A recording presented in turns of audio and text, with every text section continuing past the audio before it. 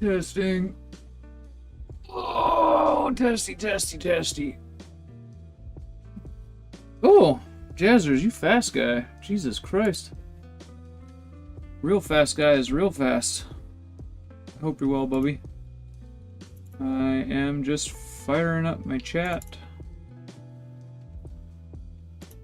And then I'll make the camera do camera things.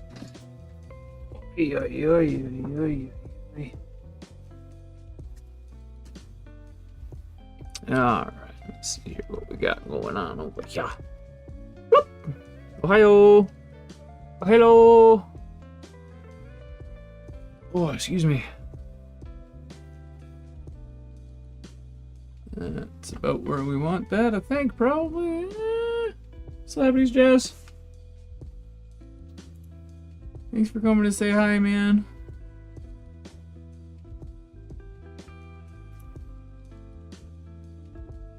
Heard something on Discord, had a feeling it was me. It was me, this is true. This is the truth, it was the me. Man, dude. I'm like, beat the fuck up. It feels kind of sad to say it, but like, honestly, that may have been the hardest thing I've ever tried to do. Like, actually. Crazy to me.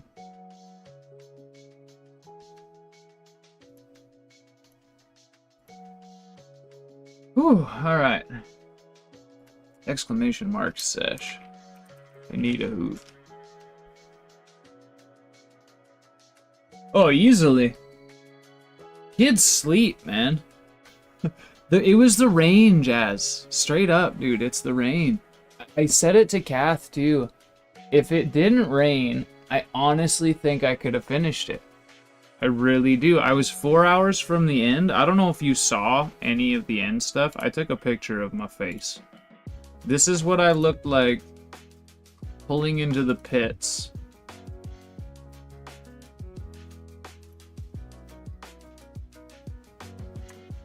Right at the end. This is what I looked like pulling into the pits. Like, actual pain. Like, I was actually hurt. Like, I'm pretty sure I fucked my rotator up a little bit, and I know that I fucked my upper back up a little bit. It'll be okay, it'll get better. But, like, actual pain. Like, big ow. You watch the end of this. I'm not gonna put the sound on. But, like, holy shit. Even I didn't realize how much pain I was in until I went to go back and watch it. Like, I knew I was fucking hurting. But then I went to go look this morning just to go see. So if I go to just before the end here, you look at, like, you can see it. Like, I'm actively hurt. If you watch the way I'm holding the wheel, look at my thumbs. I'm not gripping the wheel. My hands cramped up so bad, and I should have turned the force feedback down. My hands cramped up so bad that, like, they still hurt today. This, all up in here, fucking hurts. It's sore. It's not like, I'm not gonna cry. It's not that big a deal. But, like, it hurts still, and it shouldn't hurt today. But, like, you can see it. Every time I turn, you can see I'm, like, fucking wincing. My shoulder, I'm, like, super fucking nursing it. A bunch of the laps leading up to this, you'll see me, like, I'm doing this with my arm. Because and I didn't even know I was doing it. I watched it afterwards. I came and watched it this morning, and I'm like, I'm driving like this with one hand because I could not use his shoulder. But it's straight up, dude. I mean, look at me, man. Like, I'm actually hurt. I look like I'm about to fucking cry. I think I even said at some point, fair warning, I might cry. Like, between the pain, the sleep deprivation, and the like stress and shit. Oh shit. Fuck. Okay, hold on. I'm gonna turn that camera off for a second, because it's like actively is like, holy shit, dude. Like, coming through the corners here. I'm gonna go back a little bit because you can see it. Like, I'm just gonna let it play till I pull into the pits at the end of this. Cheers, by the way. I'm lighting up a joint. But like, yeah, okay, if you look at my hands, I'm not putting my thumb around the wheel. Like, I'm not holding it like this. I'm holding it like this because I couldn't move my thumbs.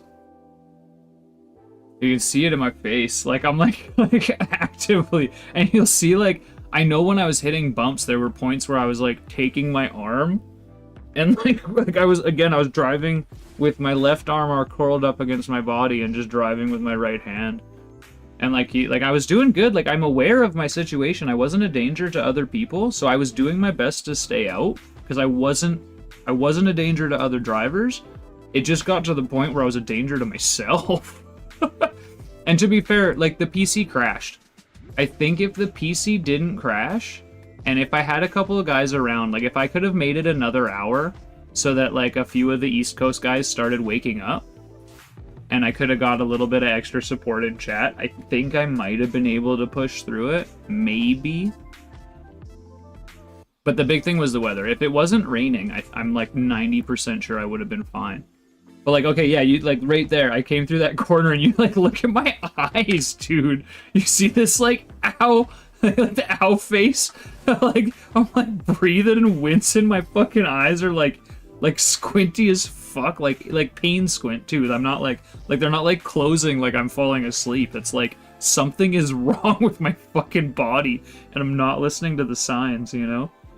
And this is the second time I went out. I pulled in and almost quit 5.5 hours before the end of the race, and I went out and ran another 40 minutes. Like, oh, fuck, man. That overlay looks good though, doesn't it? The sizing is better. I can actually read everything. Cool. I haven't seen that yet either. Not on the full screen. I was looking at it on the small screen. Oh yeah. Okay, there. That shit. You watch when I turn my head, watch my neck, and watch my jaw. You can see it. I bet $5 it fucking... There, yeah, see? Look at that. Look at it. You see it pulse? That's like that fucking... If you look at my neck, you see it pulse after I turn my head. That's that twinge. Whatever that is, something was happening in my back every time I moved my head. The first time I would move it, everything would get... Look at that shit! Holy fuck, I didn't fucking... Look at how fucking wrecked I am, dude. What the fuck is wrong with me? Why? Like, that's like genuine fucking pain. Oh my god. Like that? Look at that fucking face, man. I'm gonna fucking die. I look like I'm gonna die. Oh my god. Fuck, dude. I'm so fucking sore. Like, I have like a big breath and then I almost barf. You can see me like burp. Oh, fuck. Like, I was so dead, man. Like, here, I pull into pits. I'm like fucking dying. Yeah, I don't know, man. I was so fucking close to being dead. So fucking close to just like actually fucking dying. It's crazy to me. Like, I get, like, there's a wheelbase and the wheelbase has power, you know? So I get it's not just like holding a gamepad playing games, but it is fucking crazy to me that like your body goes through that much. Driving without the G-forces, like just the tenseness part of it. Yeah. Fucking crazy. Anyways, I'm here now. I stretched all day. I mean, I slept till noon and then I stretched. But I've been doing this all day. Like, I was texting you earlier.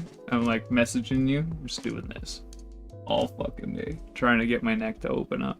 And like, it's not bad now. It doesn't hurt anymore. My ass fucking hurts. But like, shoulder's a little sore. Neck's pretty well okay now. My ass fucking hurts. I'm sitting on a pillow. I have my fucking weed pillow with like the tight part in between my cheeks so that like my ass isn't actually sitting on anything. All my weight is on like the middle of my tailbone. Cheers. Fucking cheers. Part of me is super proud, honestly. Like, I went through 20 hours on the hardest track in the fucking world. I should have turned my force feedback down, but I didn't. So it was like, you know.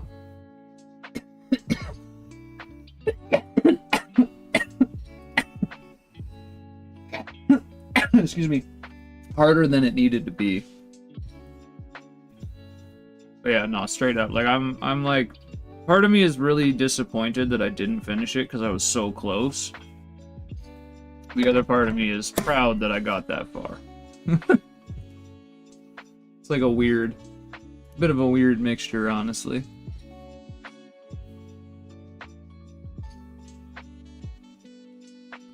Fucking take it, though. It's gonna be what it's gonna be, no matter what.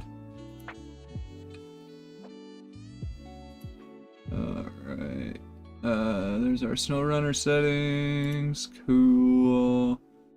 So, I'm gonna do a quick little, like, hello situation and explain what we're doing here. Jazz kinda already knows because I was messaging him earlier, but I'm gonna do the thing. Slaps, welcome. Anybody's lurking, I appreciate you. Thank you very much. If you're watching in the future land, hello, YouTube. We are starting a SnowRunner playthrough today. Bear in mind, I just tried to run a solo 24-hour race last night. Solo, quotation marks. You need to have a minimum of 3 hours with another driver in order for it to count. So, Kath drove is 3 hours. I made it about 20 hours, 20 and a half into the race. I didn't quite finish it. My body was wrecked. I'm kind of wrecked. But that doesn't matter. What matters is that we're playing SnowRunner now. So with me switching things so that I have a YouTube stream up full time and it's not just Twitch, so that we actually have like proper VODs and stuff, I wanted to start a new series for the YouTube. So Twitch, you guys have seen a lot of this before. But what we're going to do is we're going to change things a little bit. So instead of how I normally play this game, where like I've gone through a lot of the DLC, I've gone through most of the DLC once. And then this most recent time we made it through basically the base game. But I've always played the game where I just get the main achievements, the like region objectives, and then I move on. Which means I'm broke and it's tight, and that's usually how I end up running out of money or something at some point, is because I'm fucking broke. We're going to do a 100% playthrough. I have a friend, Mr. Jazzmaster. He's been playing this game for 385 hours. I didn't mean to have my mouse sitting on that, but I did. He's got lots of hours into the game. He's been going for a 100% playthrough, and I've been kind of like half following along with him, you know, listening to the journey.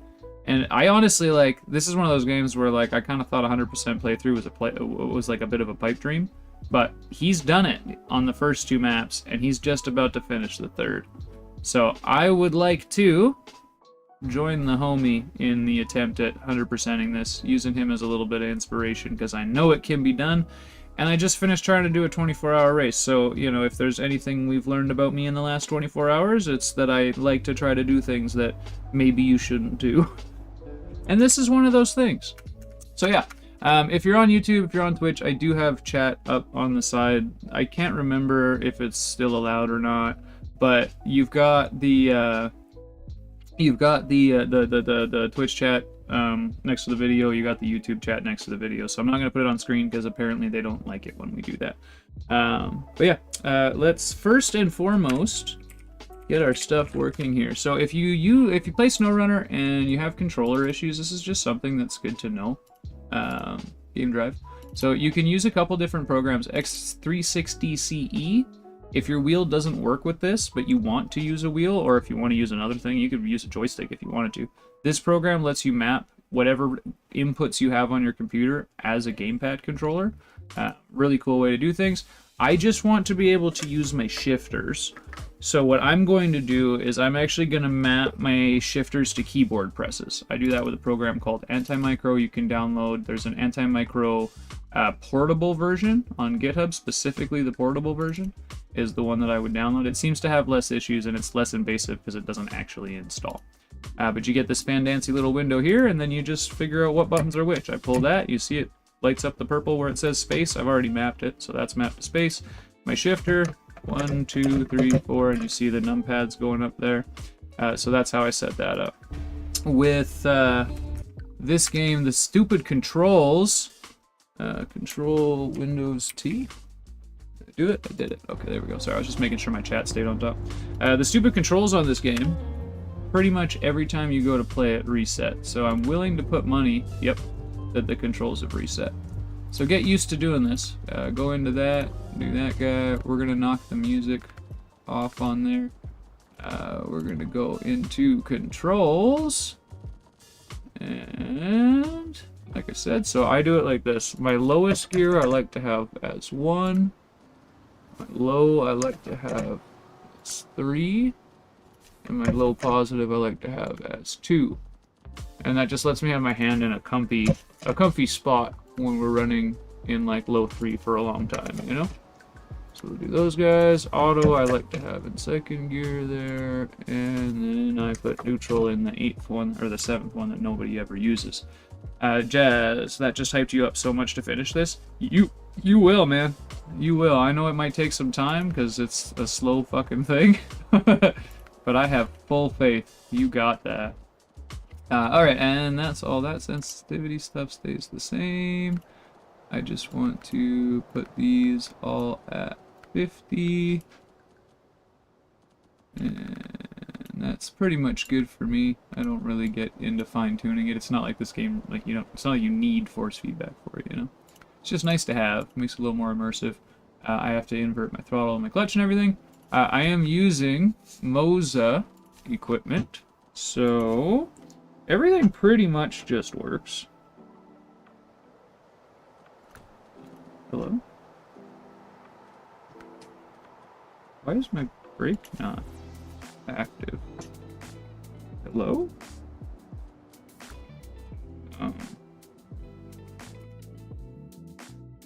Hello? What in the...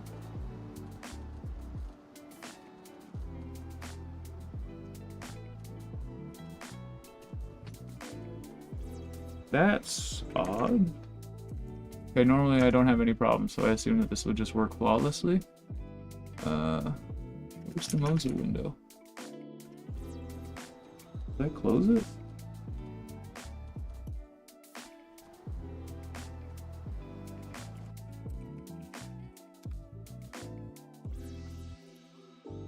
I must have closed that window and just didn't even notice. I meant to minimize it, but I'm an idiot. 720, yes, okay. Pedals. Yeah, everything's working. I don't know why that was doing that. What in the hell? I can see it working. What the hell? Okay, now I'm fucking confused. Restart. We'll open it back up again. I explained the controller stuff. I'll get all this set up and then we'll bring it back. That comment was for the YouTubers, because when we edit it, I can cut all that. Okay, everything is working. What the fuck, SnowRunner? What the hell's going on here? I've never had this problem before.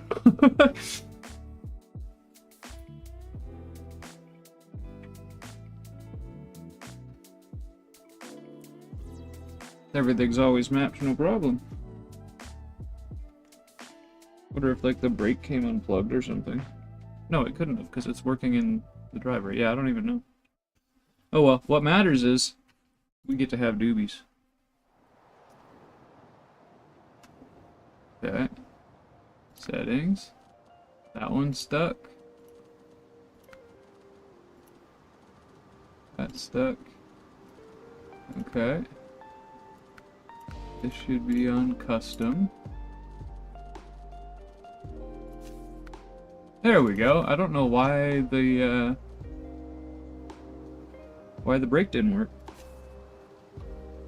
Whatever, works now. Okay, quick winch. Sorry, I have to look through my wheel to see these things lock. We got the headlights.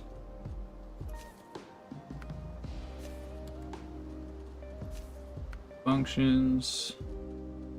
Brushes are rite of passage for the DLCs. I don't disagree. I don't disagree at all.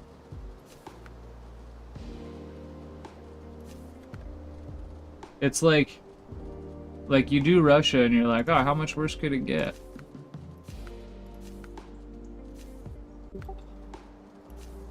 It can get worse, I tell you. I'm still in Discord somewhere.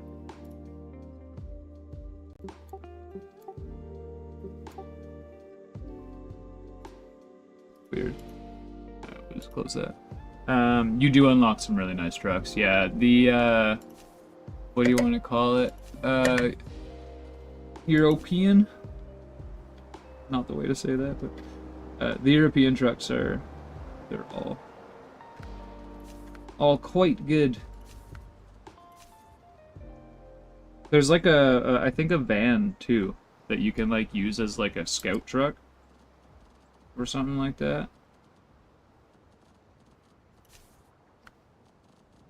Okay, that should be all the controls set up now. So we saw that one, we're good to go. Most excellent.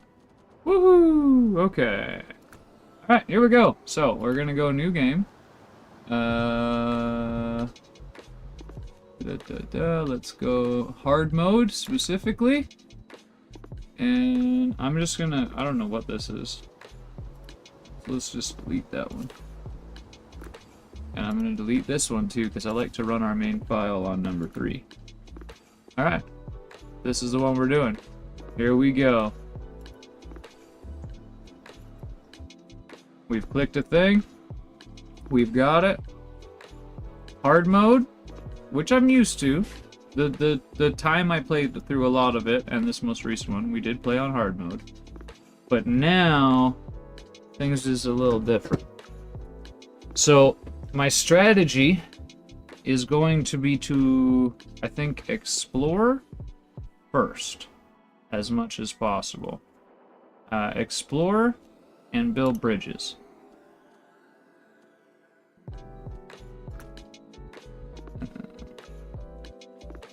You took pictures since the beginning and they shuffle on your background so you see your journey all the time. That's cool.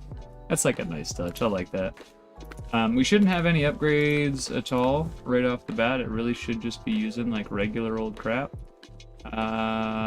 Should we get some tires? Not sure. I think for now, that's the only thing I need. Because we don't want to end up drowned. And there are some spots where that could happen. So we'll grab that. And then this is just purely important for us. We're not going to have any bumpery stuff, I don't think, for a while yet.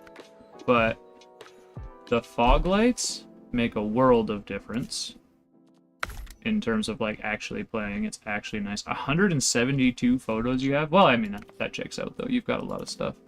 And as much as I don't generally like to use just the like DLC paints, I think I probably will this time. And then that way we can have like, you know, every truck can have like a little bit of an identity. Now this is the part that's purely just for me. Can I have Mr. Walrus? This is a complete waste of money. I know the title says don't go broke, and then I'm immediately spending a bunch of money before we even leave. But like, come on now. We must have the Green Garden accessory, and we must have Wally the Walrus on the dashboard. Exactly. Already wasting money. Exactly. It's exactly what we're doing. But no, okay, to be fair, the snorkel and the lights, super important. The Green Garden, I get a pass. The Walrus, not so much. We are on hard mode. We have done the thing. Yes, all the settings are correct. So now I have my handbrake. Everything's working that way. My throttle and stuff.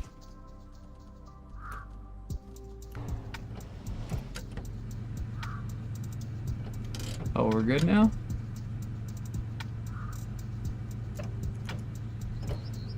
Okay. Why are they going in reverse? What in the fuck? What the hell? Okay, hold on. Let's just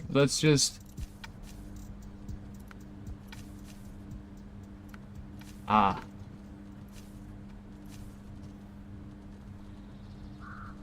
Okay.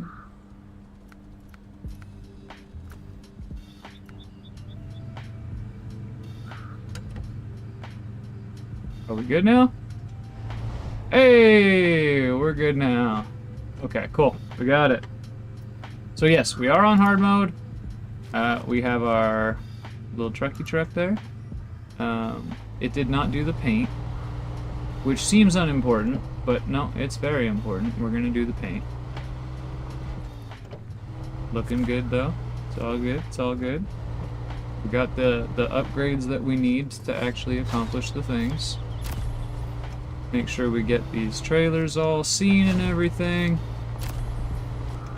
Now, as far as fuel goes, we need to be a little careful. This map will be okay, but I do want to get into good habits with the fuel trailers. So we're gonna do our best not to move trailers, for one. We gotta get that upgrade. This is for, I think, that truck next to us, right? Yes. We'll get that upgrade, and we will attach a little winchy winch to this guy and drag him on over here. Come on, bub.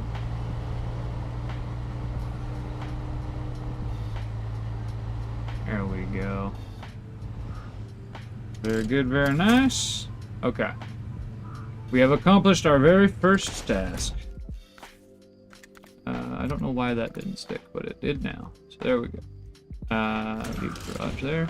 Now, I'm not gonna move this guy just yet, am I? Well, I might. Let's see. We have to go find a bunch of other shit first. Like I said, exploring first.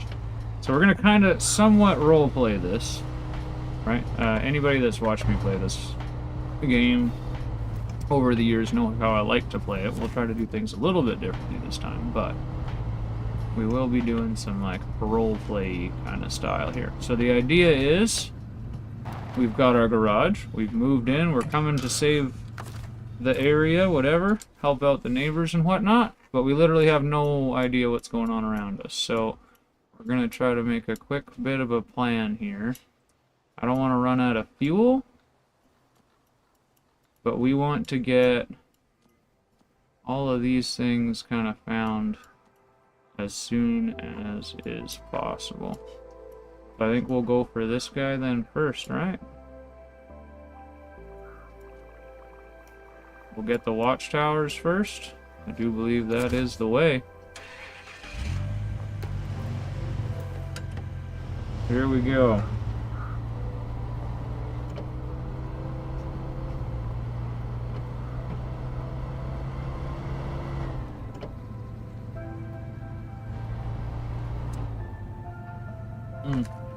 Now that we're done doing intro things, I'll go ahead and shut off the random music that's just kind of half playing.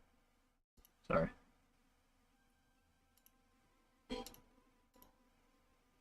I just put on a little something so there would be a little something, you know? But, as always, if the jams are your thing, I do have a jam going. There we go. Okay. So left was the first tower. We don't have diff locks, we don't have all-wheel drive. We basically have not a damn thing. Is there a road off to the side here? I forget. It's been a bit since we did this one. It's like, I don't know, a couple months.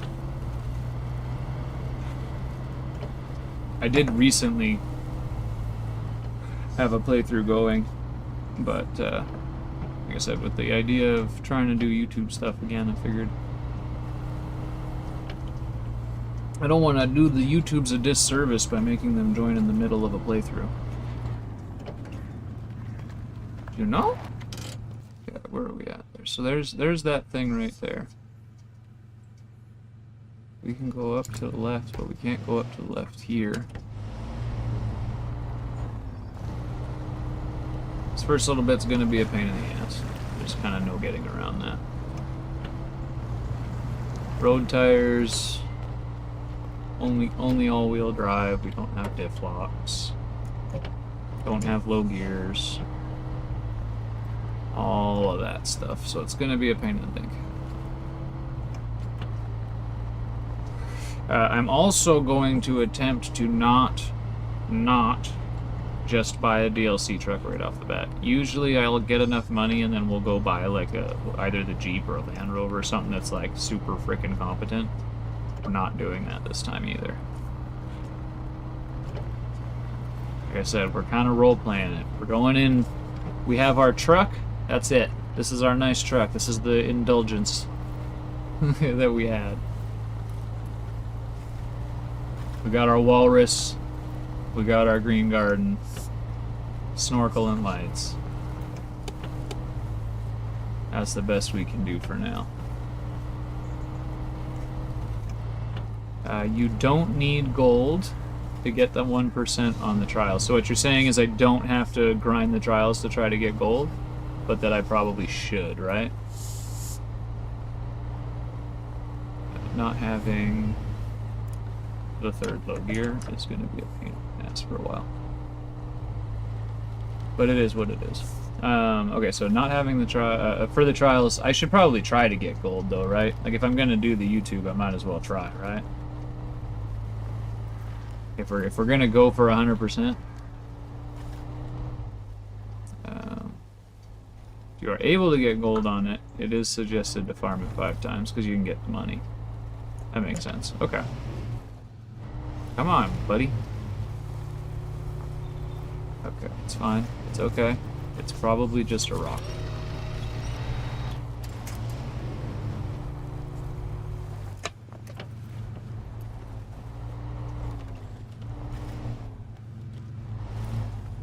Just do this. It'll be fine. Oh, it's a root.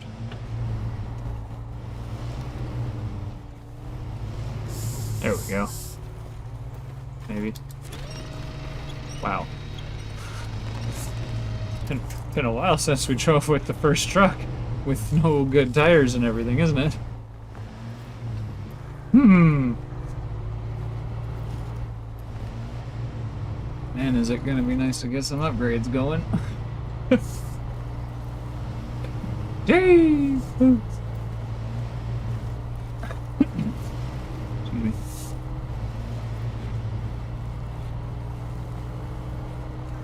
Good to know, Jazzers. I thank you. See, you're going to be the man to make sure that we do this right. Yeah, keep me honest now.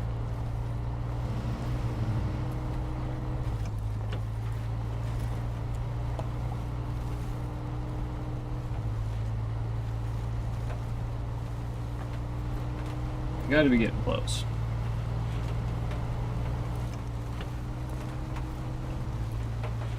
And we're basically gonna go, I think, 1 map at a time.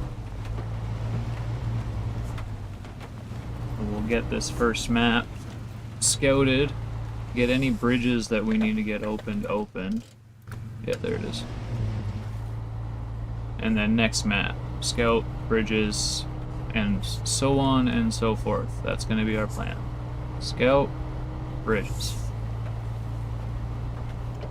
Make sure we have all of the roads available and as many upgrades as possible and all that kind of stuff early on.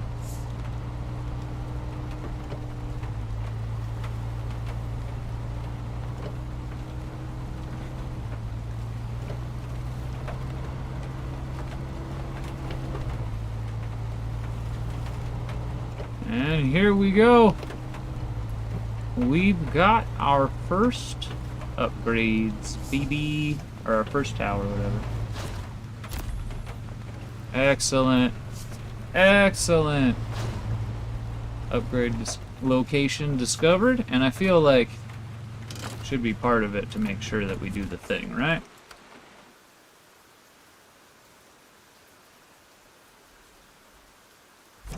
Beauty. Yeah, pop her in reverse. And, oh, hold on. Before I forget. I just finished saying we want to get all the upgrades and stuff.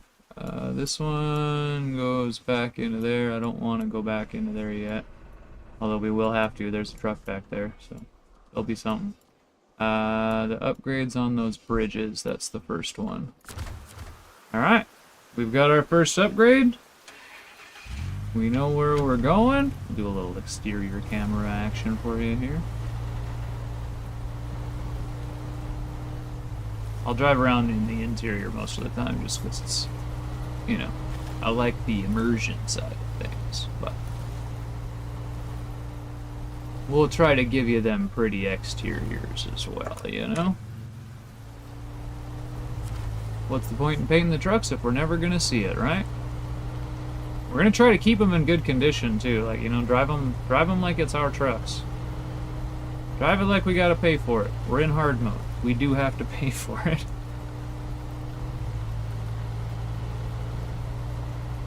Little stock highway tires.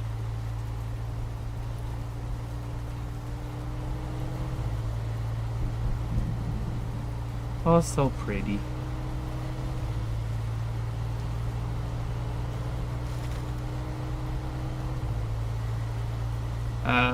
Jazz is mentioning you never repair at the garage. Correct, yes, you never repair at the garage. Yes, I do know that. It's too expensive. Too expensive, because it's like 2,500 bucks or something like that. Whereas if you just fill the repair thing, it's a few hundred. And you're actually repairing one thing instead of everything. That said, when you need to fix the vehicle's aesthetics is when you do the garage, yes. Yeah, that's exactly what I was going to say. If you're here to remind me, I think what we should do is we can do a screenshot at the end of every lap. We'll put all the trucks in the garage, all the trucks next to each other in the garage parking lot, and we can do a screenshot there. I think that would be the way. Come on, buddy. Give her the beans. We don't have the third low yet, but we can use the auto.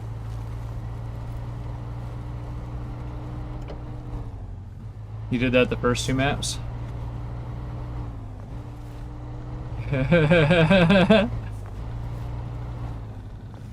You got too many trucks? Ah, okay, fair enough. So I should maybe come up with a different strategy. We'll see. Luckily, I've got the stream, so I can grab a still from anything if I want to have a bunch of pictures from them, but I think it'd be nice to do a little something. Oh, force feedback is a thing, yep. We got rocks and roots.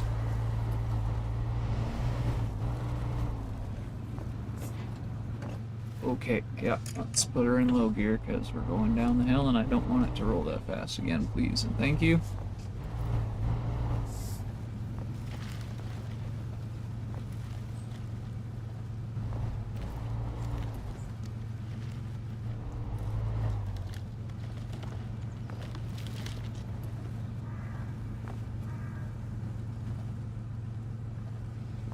Excuse me.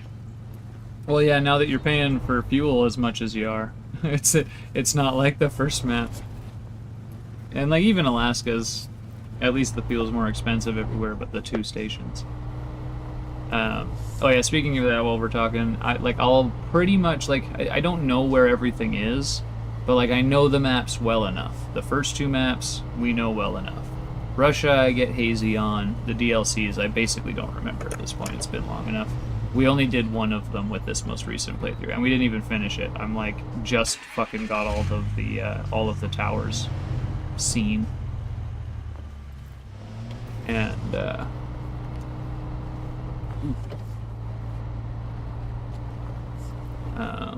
I really do want to go get that upgrade. But fuel is also a thing. Gotta be kind of careful that way, I guess.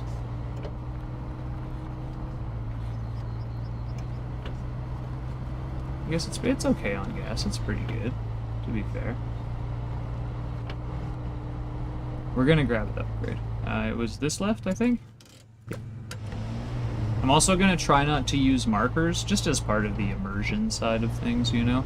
And, like, I know I could put immersive mode on, and then, like, you'd have to, like, use the fuel gauge and all that, but...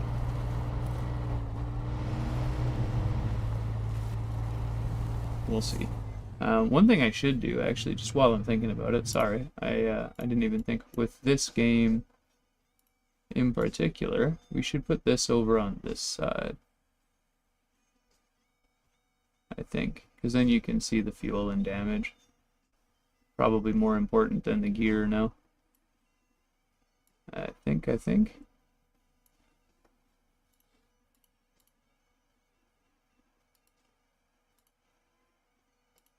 Oops, sorry. I was just trying to make it smaller so that you could see whether we're in all-wheel drive and that kind of stuff.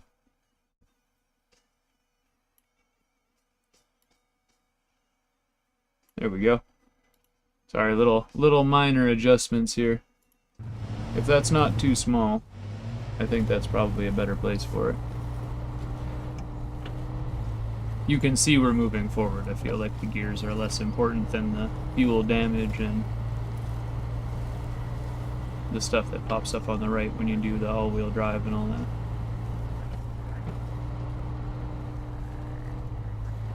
that. Alright, upgrade number 1.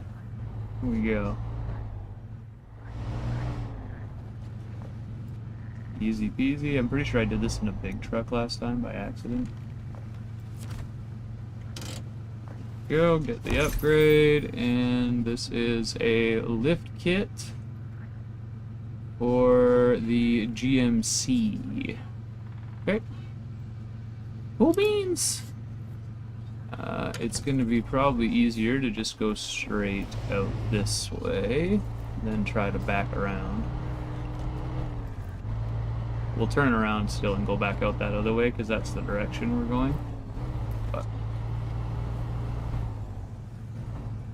I'm just trying to kind of formulate a bit of a strategy as to how we do this, so that we do it in a way that makes sense and that we can kind of replicate on every map, you know? Like, it'll be a little differences here and there, because every map is obviously different, but come out of the main starting area, go to a direction, get everything unlocked. Nice and easy here. Fall off the bridge. Get everything all unlocked. Kind of going around in a circle-ish. Or zigzags, depending on the map we're dealing with. Again, because I know the first 2 maps decently well, we'll go kind of in a circle-ish.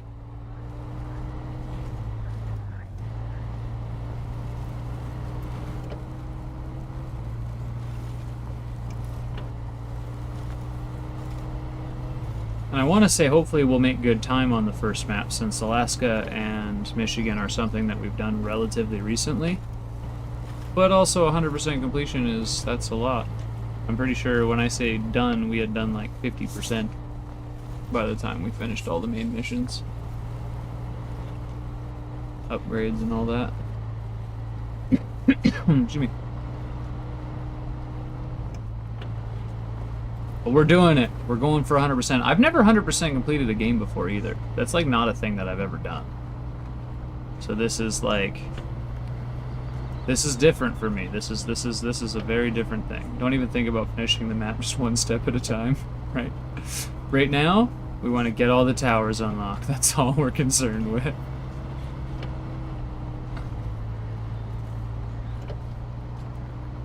And I guess we're gonna end up probably having to do some missions, eh? Let's see, what's the map there? We have another left-hand turn out the back of this. And that looks like it goes to a tower, so that's, I think, the one we're gonna take.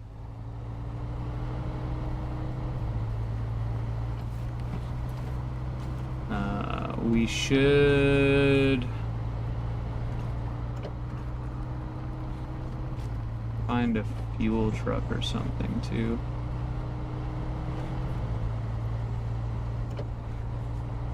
Oh, cool. Okay, there's fuel there. That'll work. I knew there was one in one of these little parking lots. I just forget which one's which. Yeah, there's fuel here, so that's good. We got a task here. We'll be doing all those too eventually. Tasks and stuff, though, I think will be last. Because that way, if it involves, like, trailers that I can use for other shit, we still have access to those trailers. And I'm going to move them, but I'm not going to move them far. Fuel trailer, fill me up. Thank you. Very good. And here we go.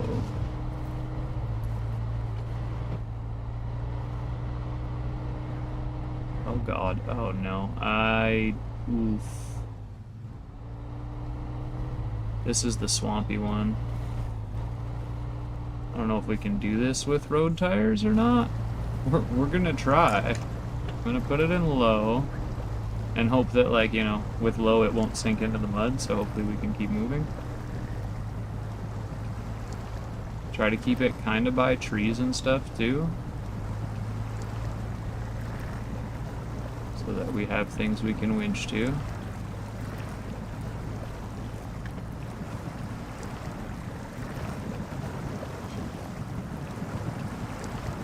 Come on, buddy. Just keep swimming. Oh, I don't know about this with these tires.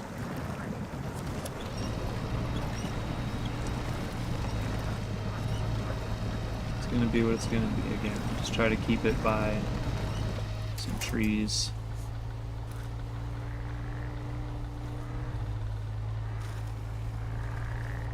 Low and go. Slowly but surely. There's a truck right there.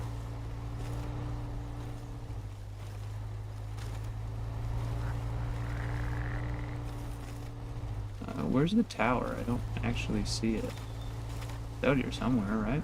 Is it behind these trees and I just can't see it because of the trees?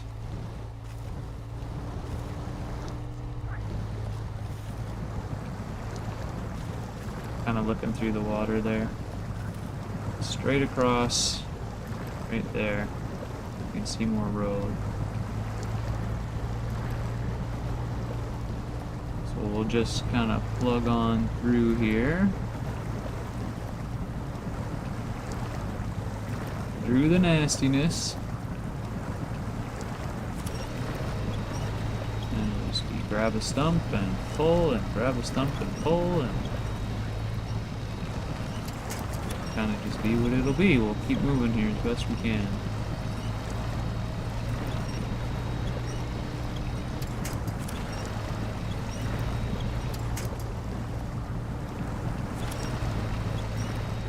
I need to be able to reach those trees to the right. Over there. Nope, not there. Yep. Oh, fuck. I'm not holding the wheel super tight. Again, we did a 24-hour race yesterday and my hands are very sore.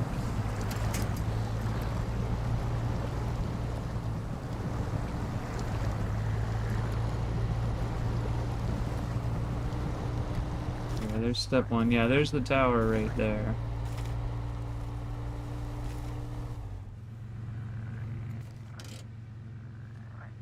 And the road does go like right next to the tower.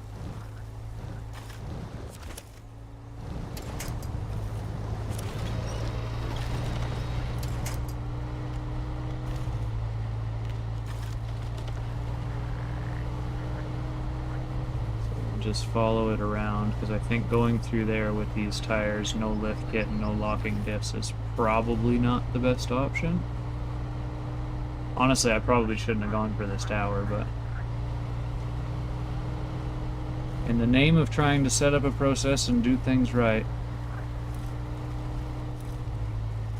we've got to explore the areas that are nearest to us before we move farther.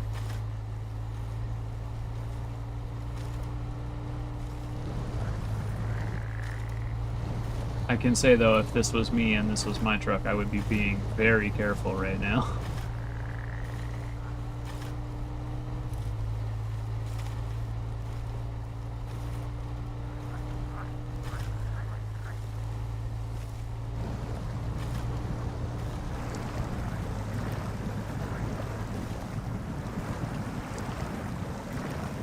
Uh-huh, uh-huh.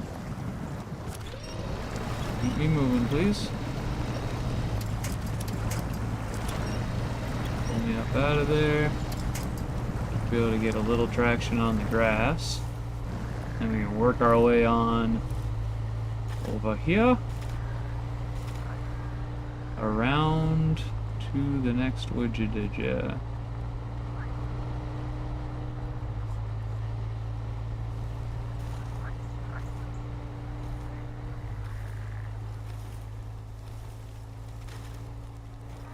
Jesus.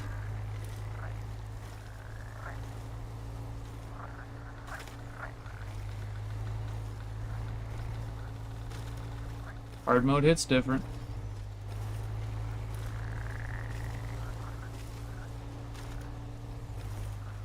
Really hoping I don't get stuck on that log, but I'm probably gonna pull ourselves over and around it. There we go. Okay, now again, there is kind of a road here, and it does kind of go straight across over there.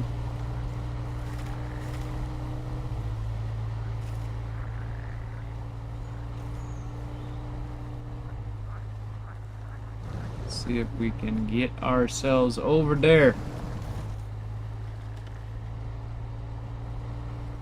It doesn't look like there's anything to tow with. We're gonna probably go to the left, I guess.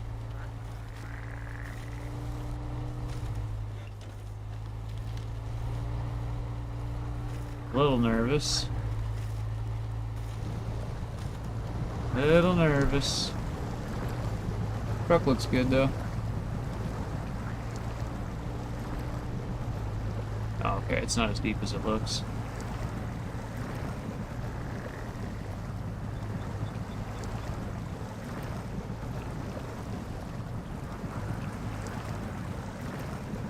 Come on, bucko.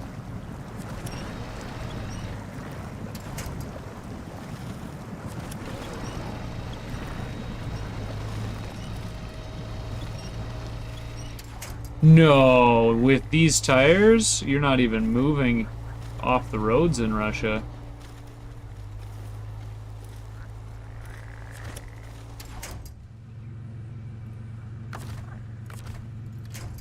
Can't quite winch that far. That's infuriating.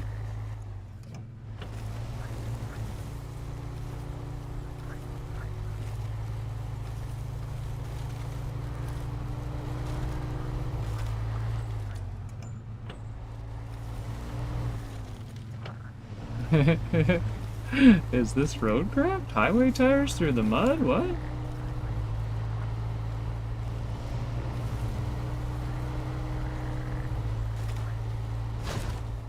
Hey! Alright, we did it. Watchtower number 2. Launch the widget, did you? And I think we'll let a celebratory joint. And map. So first things first, do we see any upgrades? We did not see any upgrades. And we can go straight out here. But that's a lot of grossness. Or we can continue and then we're almost off this nasty road. I think we're going to do the continue so that we get off this nasty road.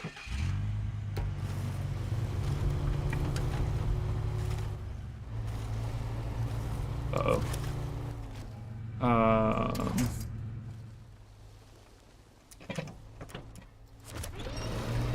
Okay, unstuck. Good. Oh no. Okay. We will do some funny winching things.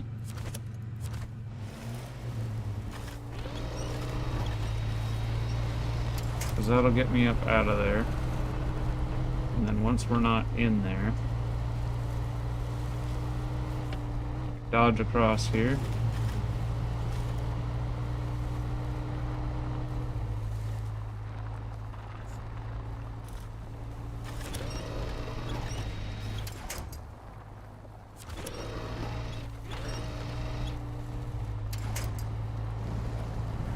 we go.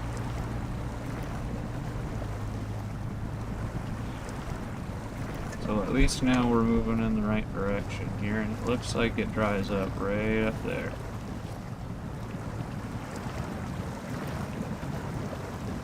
Not that that helps us right now, does it? We're like inching by.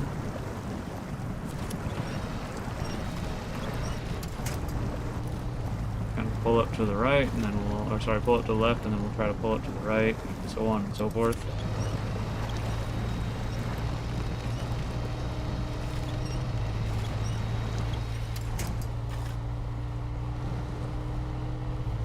Move it in low, and let her go.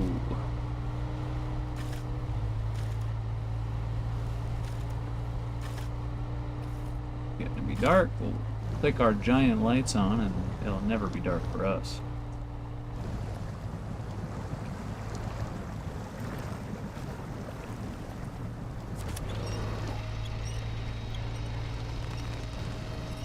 So pull us up onto that drier right. And then we'll use that there. Get us on out of here. There we go. All right. Not so bad. 2 towers so far. We got 1 upgrade. Excuse me. And then when we hit road, we just keep going to the left, right? Oof. Okay. Hold on. Yep.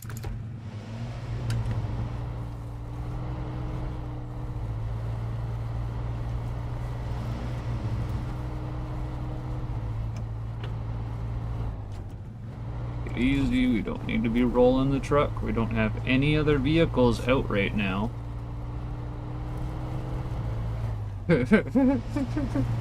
You're gonna do this to me. A whole 6. A whole 6%.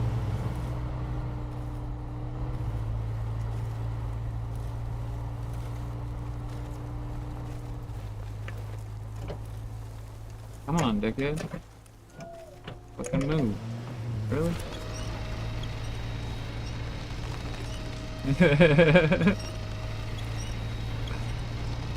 Yeah, if you could gain 6% that fast, you'd already be done, hey?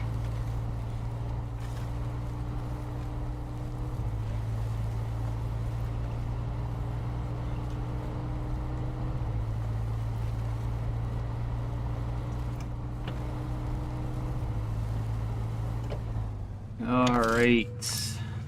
Now, what do we got here? So, that's all done. Get a ground scout truck there.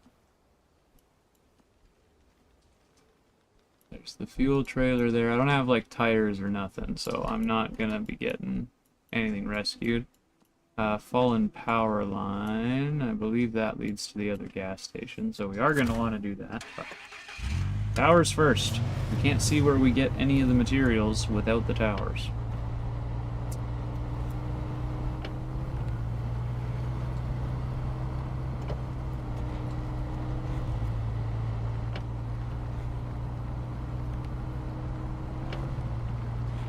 Yeah, exactly. Like I said, this, well, so this one, this will be the 4th time, no, 3rd. This will be the 3rd time, no, 4th, I was right the first time. This will be the 4th time that we complete it. So, like, so many, I've started on it probably 6 or 7 times total. Because there were 3 or 4 where I failed when we first started. Just ran out of money. Go. That's backwards. How I normally have it. I'm just gonna switch it before I forget, because that'll drive me fucking insane. Or I'll get used to it being the wrong way, and then it'll make it even worse.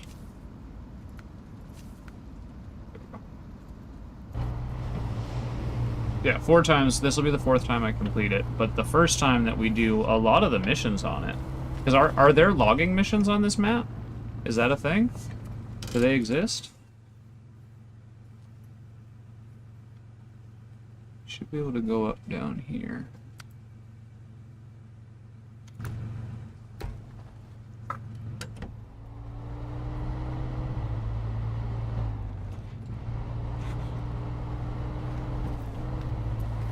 Or does logging start in Alaska?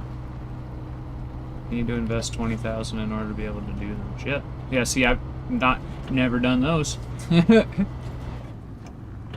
I avoided all the logging. Oh yeah, and because you can't bring your trailers to other places. That's fair. Yeah, we need to be much more established. For comparison, the current playthrough that I'm on, I got through Alaska and Michigan, and then we went to the Yukon. And I have $16,000, and I have only done like 2 missions. And I don't have a thing for logging any of that stuff. It's been, it was hell. It was bad.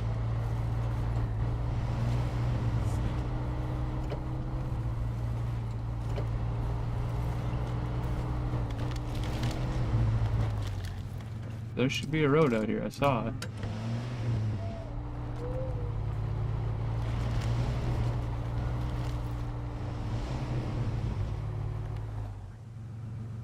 The log crane? You don't need it?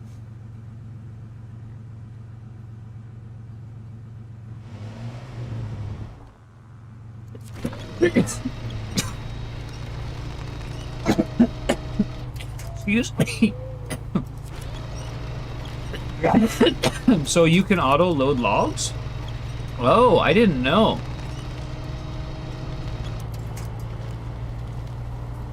Okay, that's good to know. Because I'm not gonna auto-load shit, or I'm not gonna crane load shit then. I thought I could not auto-load logs. So I've been going with the assumption that with this playthrough, I was going to manually load everything.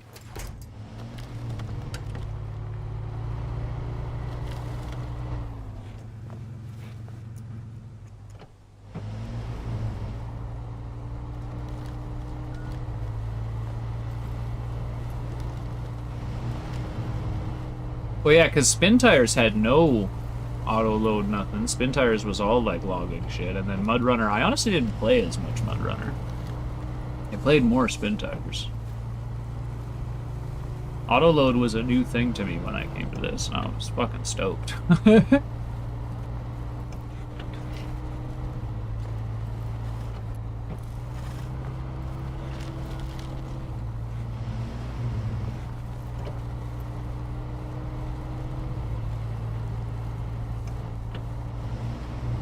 Coming from Roadcraft. Wait, tires matter? Wait, trailers? Sorry, we're gonna be shitting on Roadcraft a lot. I'm really hoping for a new Mud Runner game, so I'm not like, at this point I'm not complaining that it isn't Mud Runner, I'm hoping for a new Mud Runner game. That's all. I wasn't looking for that kind of game.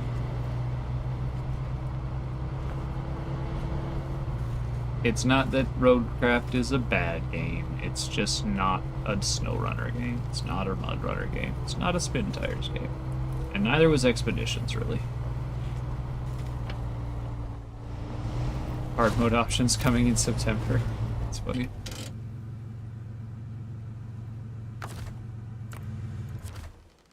Okay, launch observation. Number 3, baby! Number 3, baby! Fuck yeah! Okay, now... No upgrades? Off. Upgrades, okay. Oops. So where does that put us here? We know that the fuel's up here and that there's some stuff I gotta grab up there. I just still gotta decide which order I want to do this in. I think we'll go for this one next then, right? Depends on how much fuel we have when we get back to the road, I guess.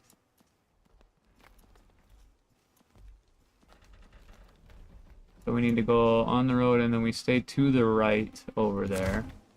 And we can go straight across from the looks of it too.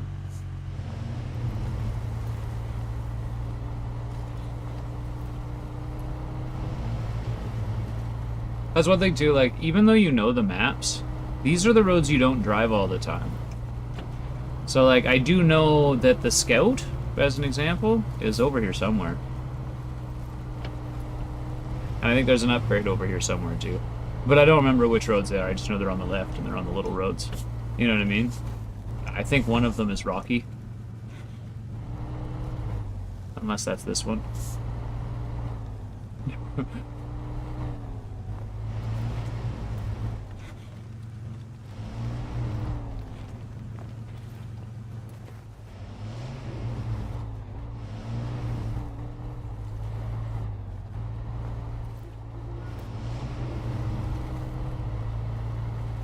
So it's still enjoyable, you know?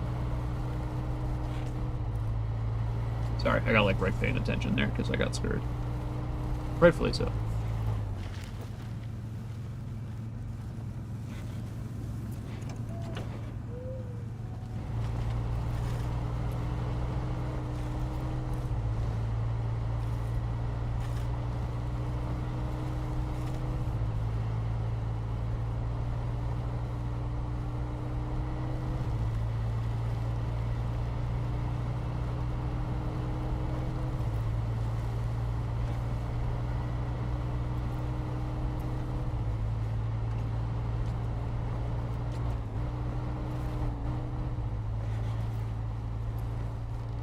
Jesus. He's bouncing around a lot. Caught on that rock.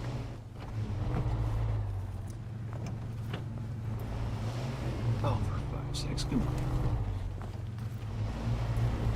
What are the odds that I've damaged the truck? Pretty high, probably, eh?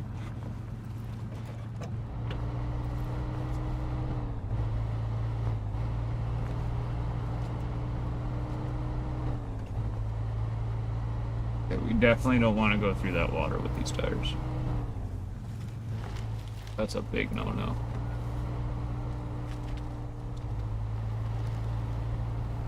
I think I can get through this, though.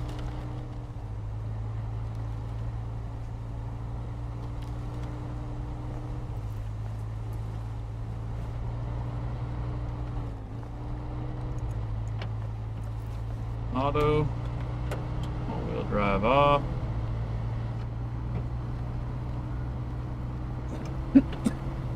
Excuse me. You actually have a unique use for each of them?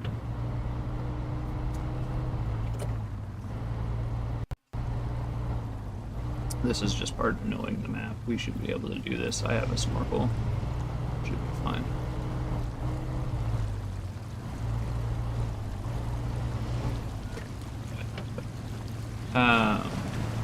That's like the one. That's the one that's like the Mud Runners and Spin Tires Scout. Like it's like the OG Scout, right? The like military looking one, but like kind of old Willie's Jeep kind of military equivalent.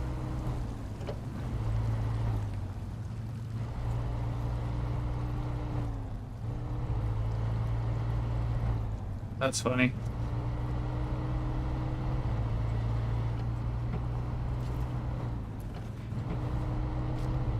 Okay. Do I want to be buying fuel right now? Not really, being honest.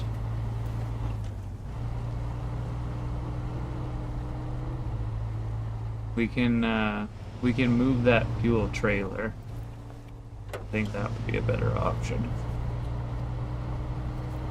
Try not to buy fuel if we can avoid it, because we'll have to buy it for missions, I think.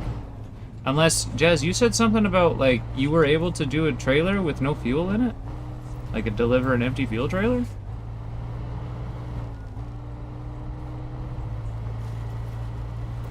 The Fleet Star has sentimental value? I hate the Fleet Star. I'll sell that shit as soon as I can. That thing drives me crazy.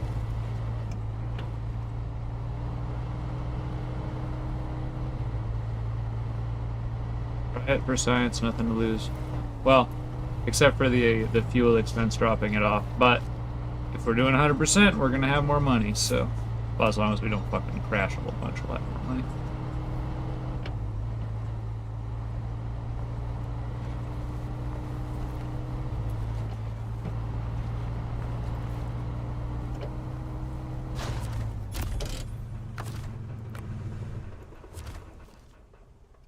Yes. Yes. So there, yeah, okay, so there's the upgrade. That means the scout's deeper in.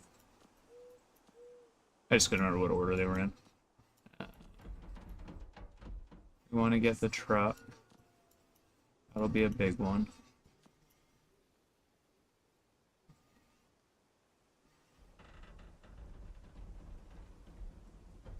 Get to 100k to have major breathing room.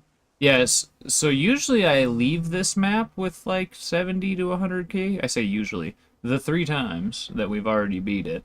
The first time I probably had basically no money because we ran out of money in Alaska. One of the first times we restarted was running out of money in Alaska.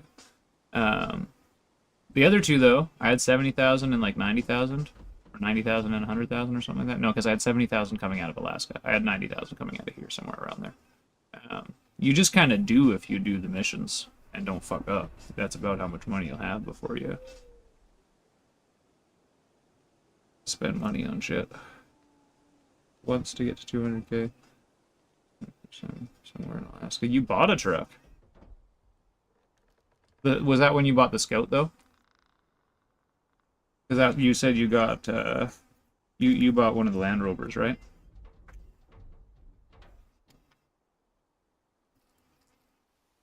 I don't think... Like, I bought a Brigadier on our most recent playthrough, and I bought a Scout. Other than that, I don't think I bought anything.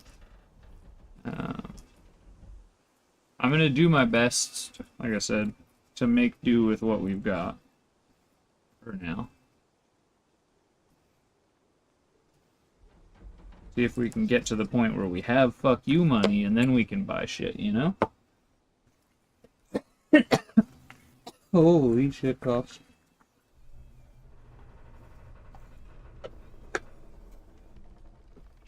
Oh, you sold the Chevy and Scout and just had the Land Rover. Oh. You a great guy.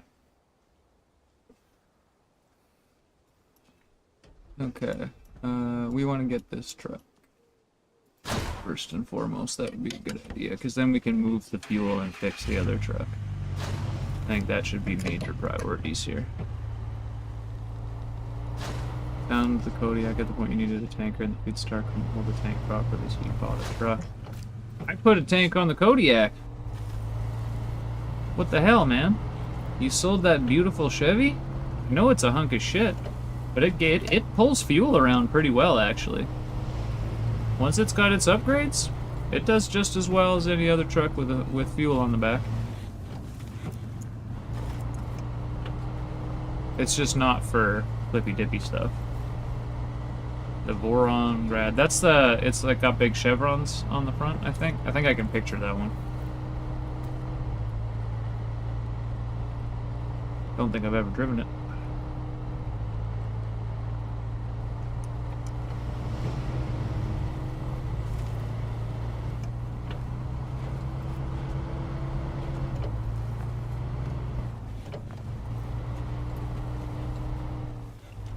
See how fast that wheel fucking moves? When it kicks, it fucking kicks!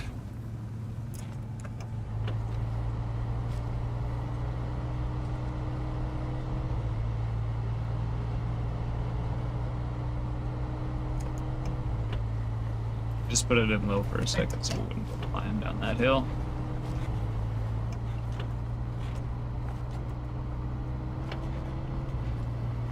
Truck was up on the left of here.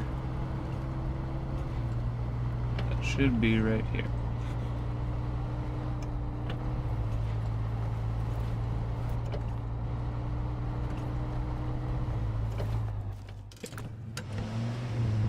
Got it.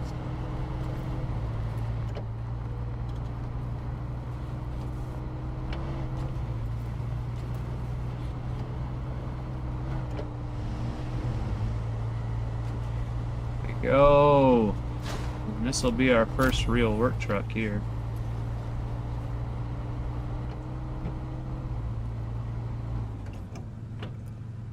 Not that we're really going to be doing a lot of work just yet, but...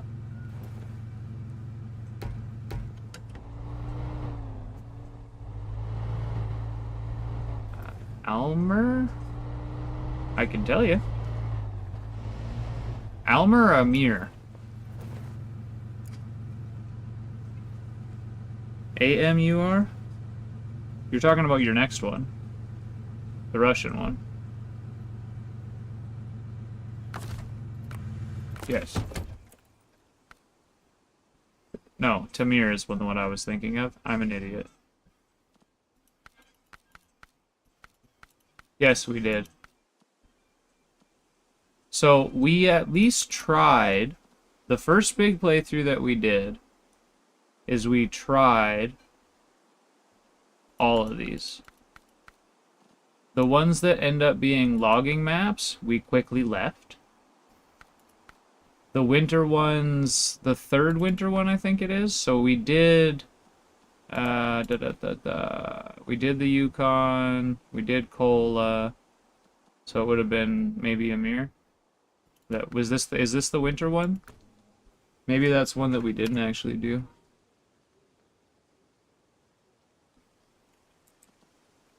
Where's the map? This is what I'm looking for. Oh, yeah, not much. Yes, but not much. This is when I started to get frustrated with the snow.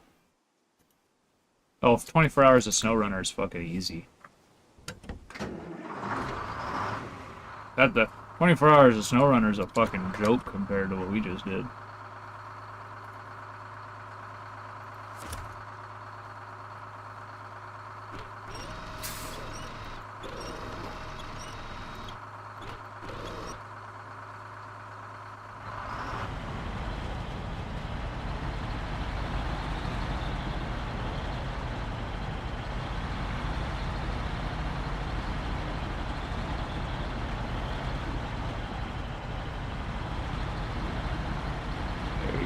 Very nice.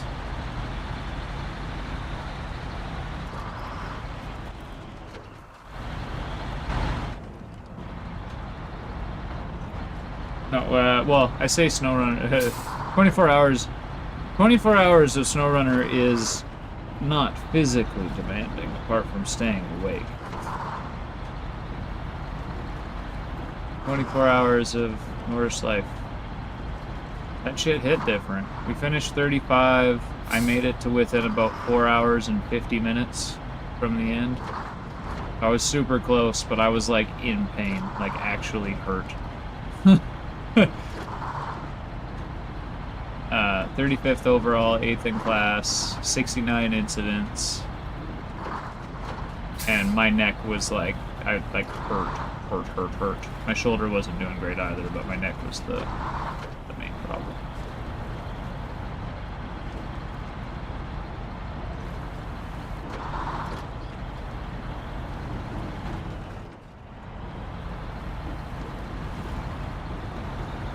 Jesus, I thought that was going to be a puddle.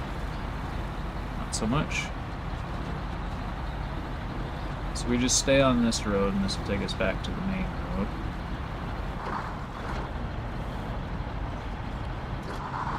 The G-forces from the carousel.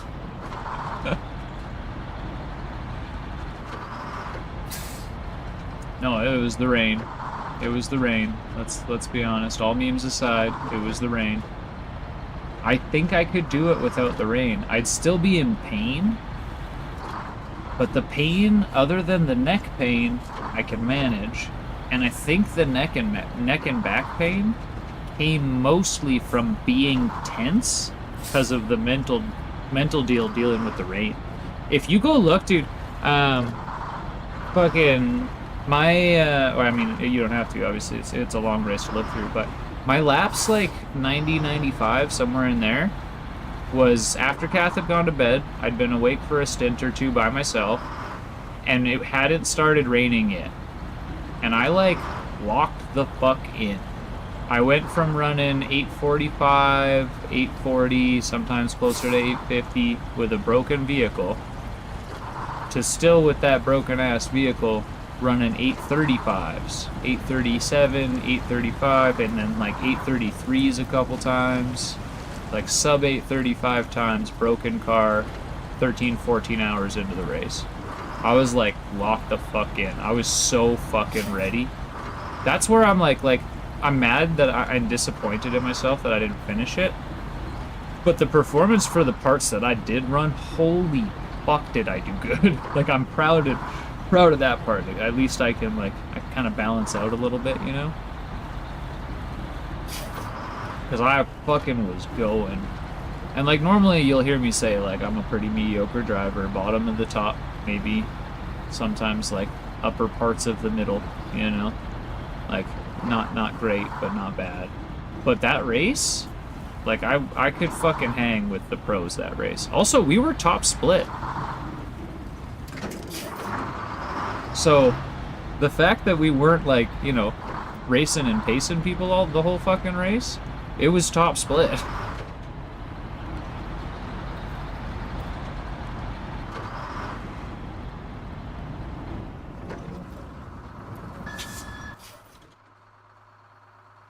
What the fuck over?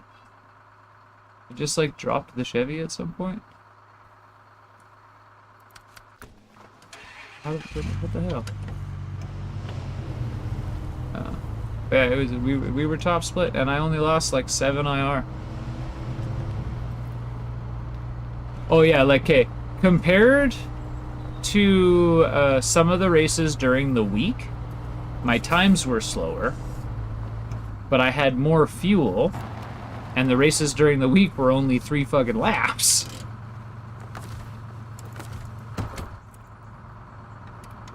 I apparently forgot to put the lock on there.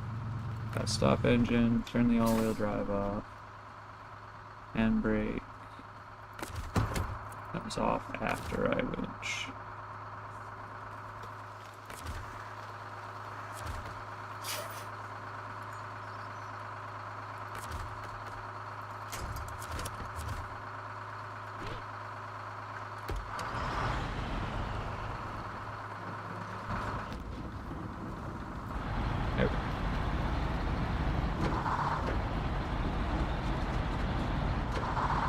Right? Right, dude? Thank you. Thank you for noticing. Like, nah, dude, like, I honestly, during the race, when I was, like, really fucking locked in like that, I kept saying, too, like, I'm like, man, like, if you didn't know better, you'd think I was driving a GT3 car. I wasn't locking up the brakes at all.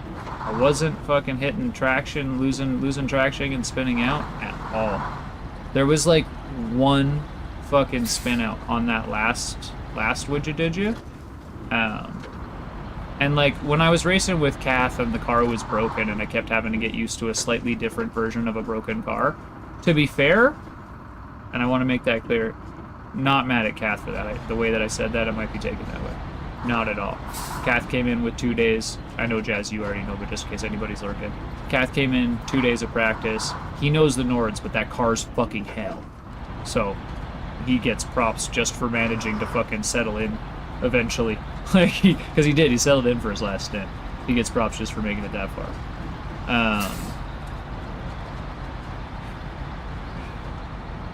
And then,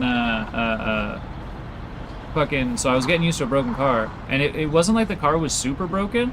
It'd just be like a little more understeery, or a little bit more prone to oversteer, but in very specific situations. The lift-off oversteer on like 2 corners on the GP track, for instance, got really bad. The 2 decreasing right-hand corners where you go down to 2nd gear for the exits. It's like the lift-off oversteer was crazy. So I was trying to trail brake in crazily. And then we missed a corner twice in a row. Once because of the setup, and then once because I was paying attention to chat like a dumb shit.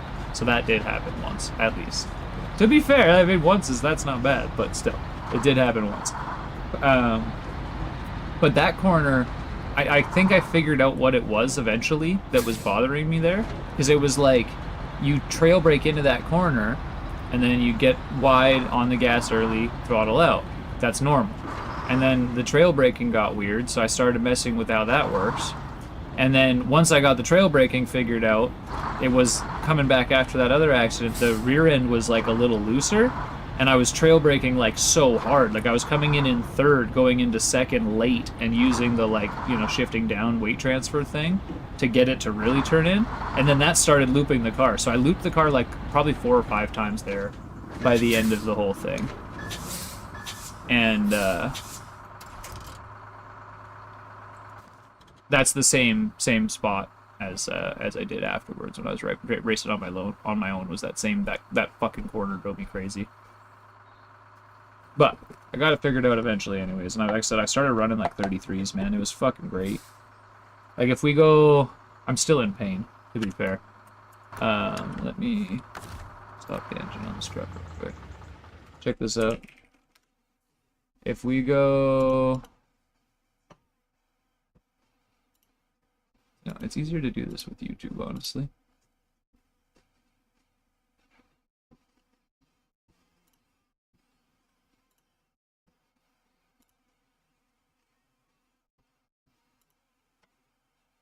If we go here and you look, so if I go to like lap 97-ish, where are we at there? Lap 78, lap 80, 82. It's fuck. Oh, does this? Oh, my stream cut out. My YouTube stream cut out at like 12 hours. I guess YouTube does that though, doesn't it? You have to like restart your shit.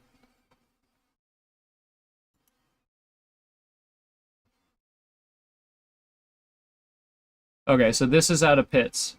So I did a 10-11 on 96. This would be the stint that I was like really locked in. This one and the next one. And then it started raining. Yeah, so lap 96. 8:39, first lap out with full fuel. Fuck yeah. 97, 98.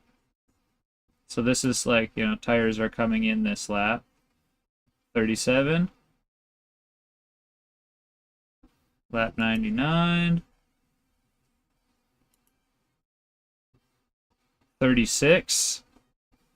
This is over 10 hours too. Remember, I had restarted the stream at some point. The stream, because it fucking died on me. I didn't restart it, the computer fucking crashed. But this is how many hours? This is with 8.5 hours left. So that's about 16 hours into the race, and I had been driving beforehand. So we'll say that's about 16 hours at that point. And that's a 36 on the, was that third lap out? 99. Lap 100? Lap 100, 8:33. Like I said, normally I'm like, I'm okay. I'm not like super good, but I'm like fucking impressed. I could have, I was in the top split, but like, if it didn't fucking rain, and if Kath had more practice, right? That's a big thing too. If he had more practice, he would have done better. We know Kath is capable. If Kath had more practice and it didn't fucking rain, we could have probably done fucking good in that race. Damn, man. Lap 100. 33 on 100. Kath only drove for 3 stints at this point. So you take the 16 hours, take away roughly 3. 3.5. Gonna be gracious. Generous? Generous. That's the word I was looking for, not gracious. Want to be generous with it? 3.5, 4. So we could say 12 hours. Even if I was 12 hours in at that point, 8:33 is fucking crazy. I'm like fucking stoked with that, dude. I didn't finish. I'm sad about that. But by the time I was done, I was like actually in pain, legitimately hurting myself. So I pushed until the point I was like actively fucked. And I did actually almost give up once before that too. I almost gave up at like 5.5 hours left or something like that. Pulled into the pits and was like, fuck, I can't do it. Like, I can't do it. I'm going to die. And like, I was like, my face, I don't know. I was making faces. I took a screenshot of one of them. I'm not going to look again. They were ridiculous. I was fucking in pain by the time I hit the end of it. I need to remember this though. I have to turn the stream back on in 12 hours when I'm doing endurance races. We'll have to split the stream up into like 6 hours or something. But I'm gonna come back, man. I don't know if I'll have the opportunity to try to solo a 24 again. But like, if LMU or something or R Factor did a 24 in Nords and they didn't have a minimum driver enforcement thing going on, and I got the opportunity, I might try. Depending on weather. If it's gonna rain, I want a team. If there's any potential for rain, 3 drivers.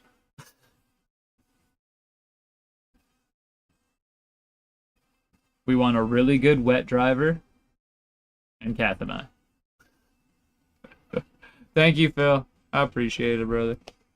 Session indeed. Fuck, dude. I was like, yeah, that was hard. Wait, why did my session not work? There we go. It did work. I'm just dumb. But yeah, I was ripping, dude. Lap 100, 8:33. That's a fucking time for lap 100. Lap 101, 8:35. And remember, my target was 35 to 45. I literally ran 35 to 45 apart from my pit laps. And like, again, there were like 3 or 4 little slide outs during the damage part of the car. The damaging, when the damage was changing. And again, the damage was subtle, so it wasn't fucking us up a lot. The car actually fixed and repaired really well and was driving really well. It was just like weird little things that would change. And when you're on the edge, a little thing changes something. And that's the edge for me. I know you can go faster in the car, but I'm like, I was fucking giving her. Sorry, I'm gonna stop doing it now. I apologize. But like, I'm fucking proud of it, alright? I did a good job. I did a good job. I did a good thing. But we're gonna set up for it properly next year, I think, and we'll do better. We will do better.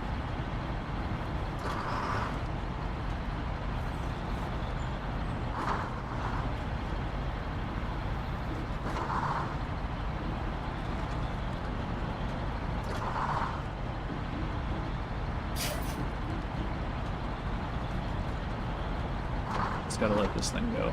There's not much I can do with it. Just gotta chug away here.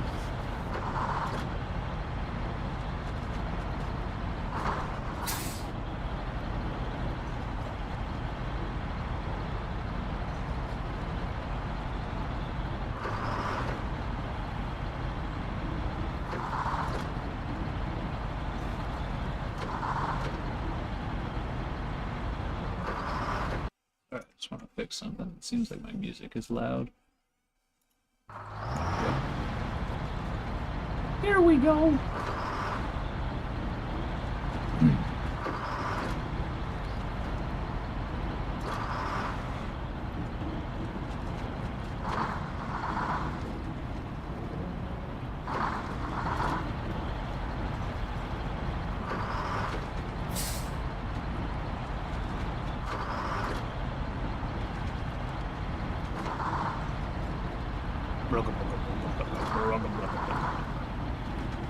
Trying not to mat it, because if you do that, then it just does that stupid shift up, shift down bullshit.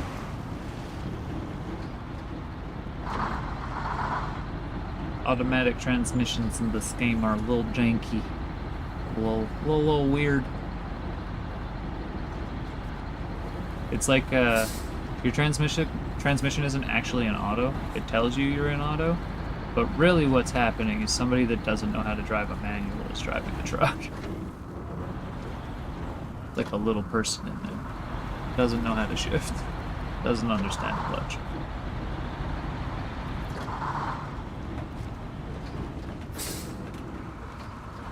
Alright. So, first objective here. I'm gonna have to come back over here anyways, actually, so let's go this way first.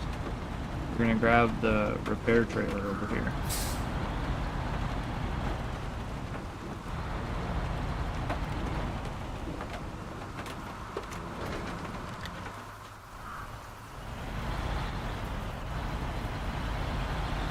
Get ourselves hooked up over here.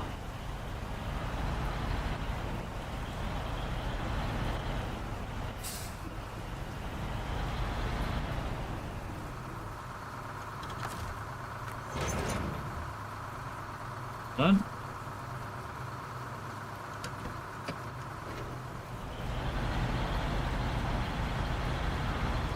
And we will go ahead and repair and fuel this guy up a little bit.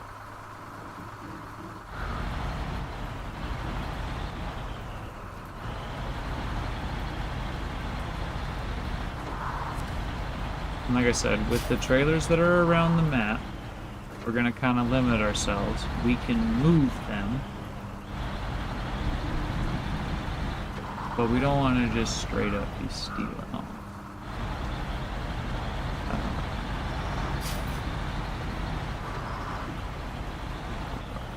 Oh yes, perfect.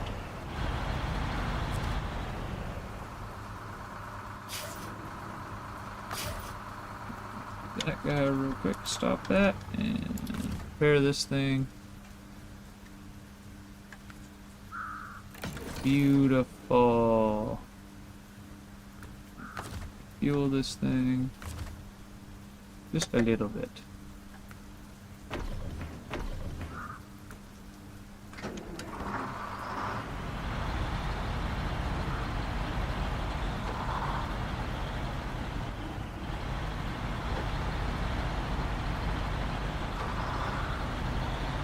We're going to take this truck here.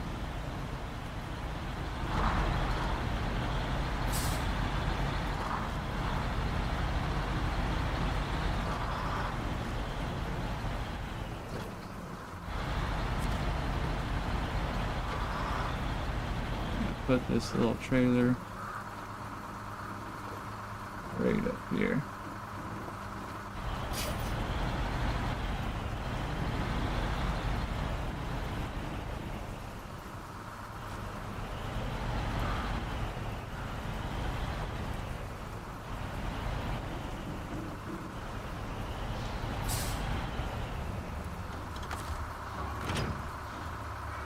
Okay. And then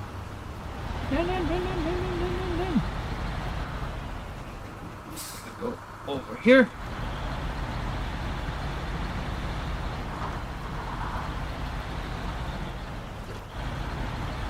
And we're going to get that fuel trailer moved around here. A little bit of maintenance going on here. A little bit of maintenance. Fix that first truck.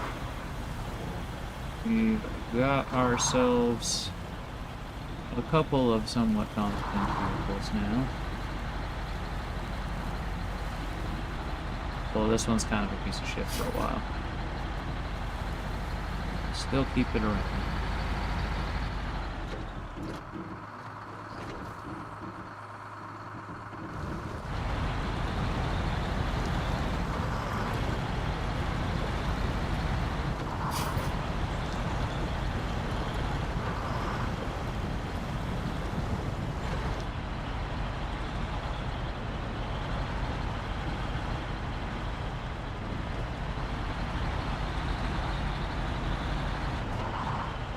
No load, no problem, right?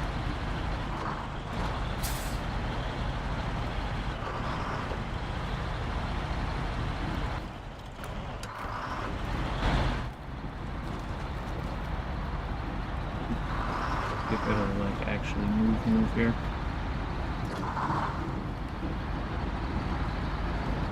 Oh yeah.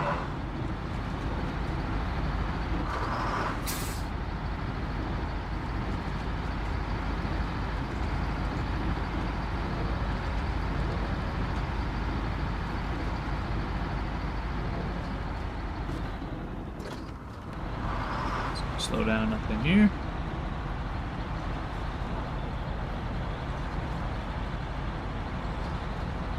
And grab this trailer over here. But again, we're not stealing shit, we're just making things more accessible. The likelihood of this task using this trailer is high.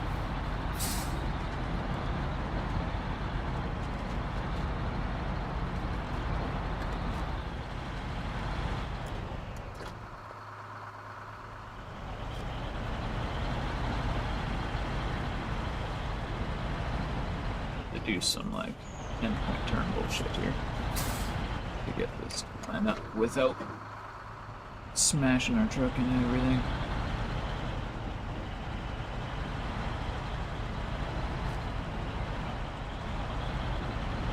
Yeah, exactly. Your Honor, I wasn't stealing shit. I was just making it more accessible.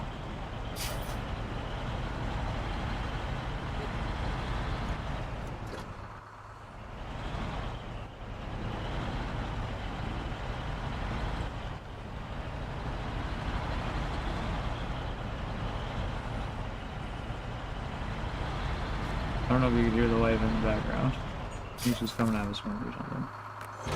But she's like trying to yell at the kids up the stairs at the same time. She walked away because she realized that doesn't work. There's doors. Like, it doesn't work that way. It's like trying to yell at somebody in the apartment next to you. It's not gonna work really well.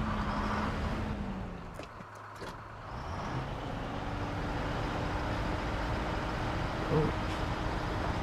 So this is the thing I didn't really think about.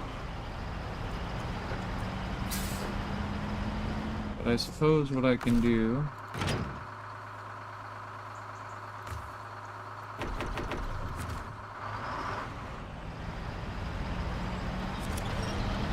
get myself out. Just needed to get it accessible, right?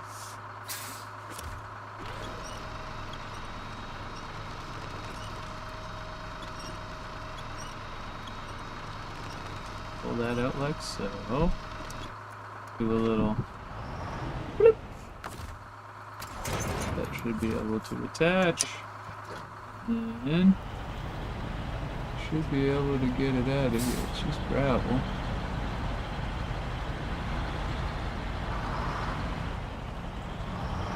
I really just want to put it on this corner.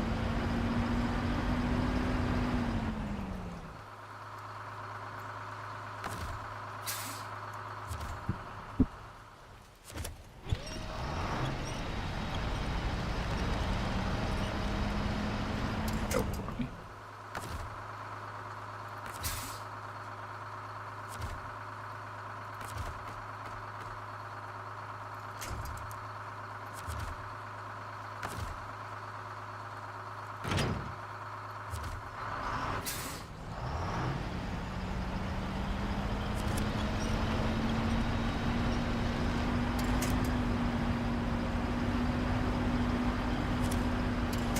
Five, six, dude, come on.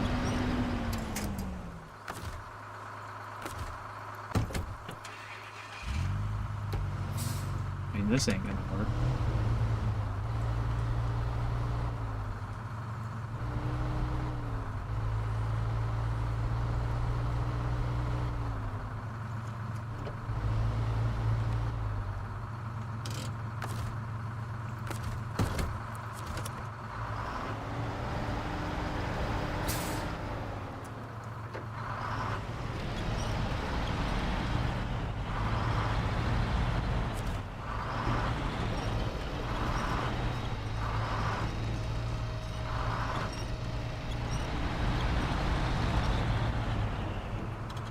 It did work. There we go. Look at that. I totally don't suck. Kind of.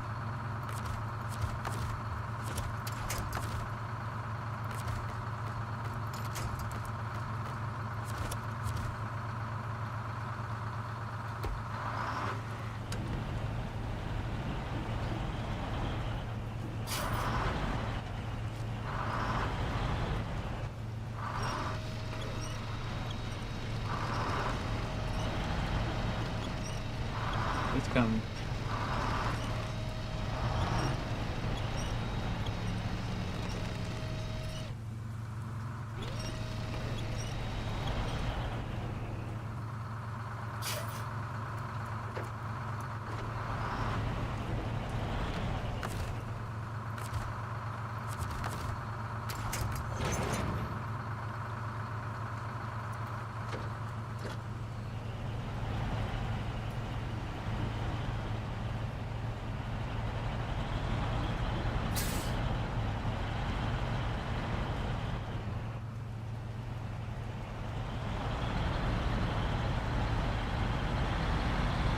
We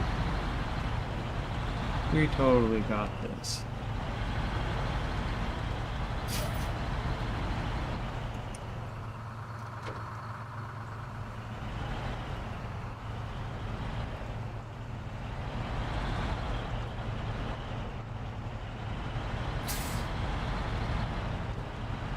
Kind of put the Chevy right where I wanted it. Just ease it in there.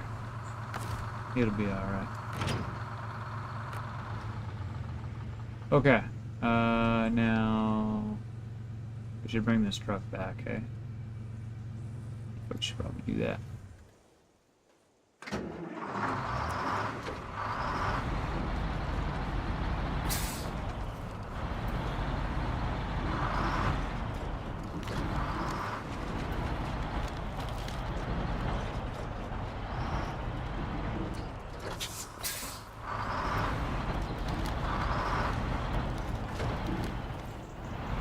The closer you get, the more you want to do. When you first start, it's like, oh.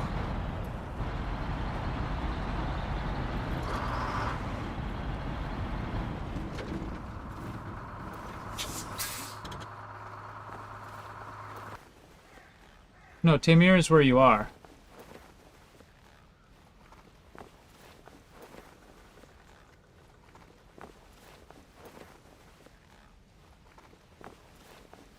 Well, is where you're going.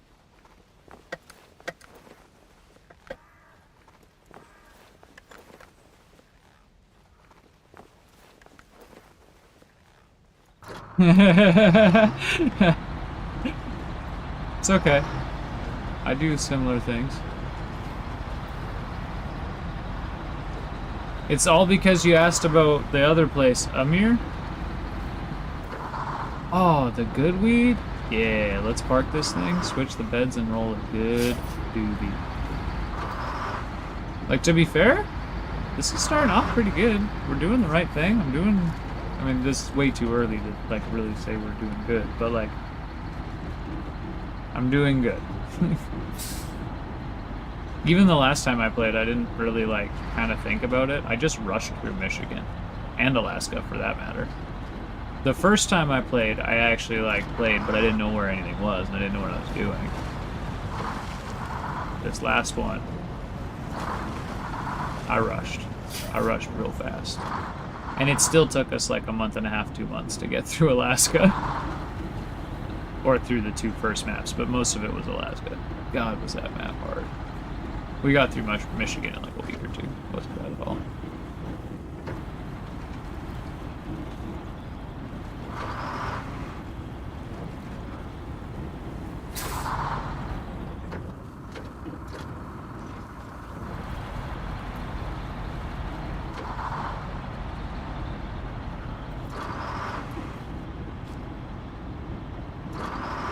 Okay, we made it. We did the thing. We got our trucks in the garage now. Oh, just up a joint.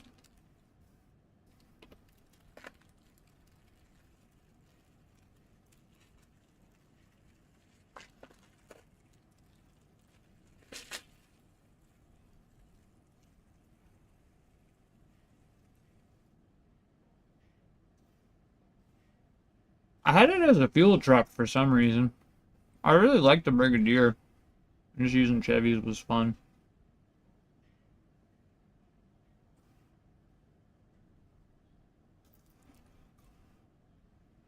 I got it stuck lots, but Yukon don't fuck around.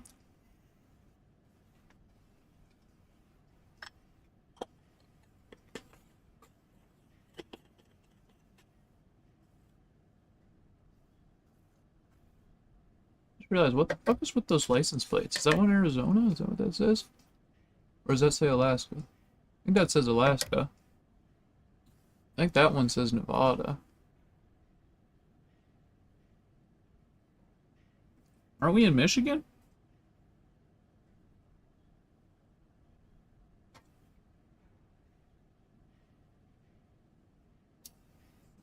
Yeah, so let's look while we're here. So, like, for these trucks, I mean, you get what you want. I would probably just stick with like, these guys, really, to be honest. I don't even give a shit.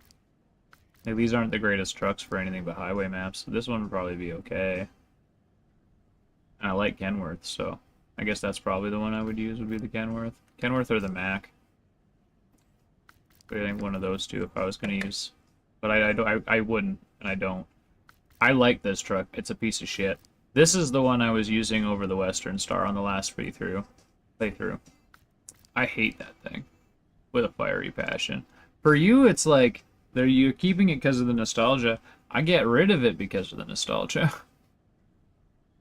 I don't want to think about it anymore. I don't want to drive it anymore. I don't want to have anything to do with it.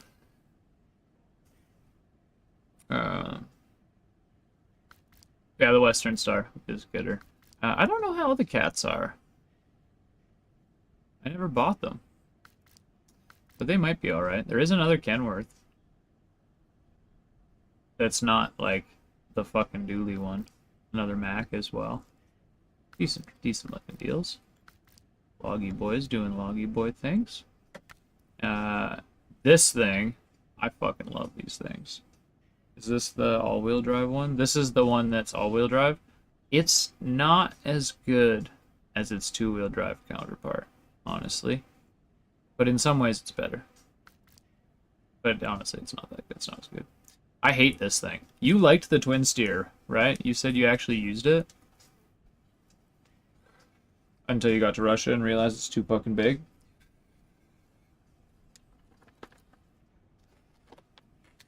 It's fucking huge. I'd rather have the trailer over the twin steer. You get a big ass trailer.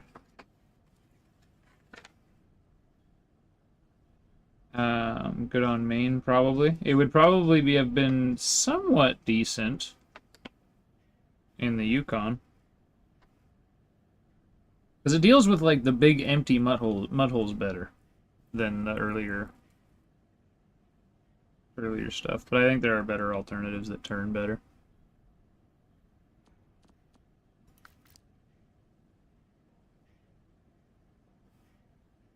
Aramatsu Forester. I'd imagine that thing's good. Looks like it turns really good. The cats, we know about those. I think that's the one I found. The little one, right?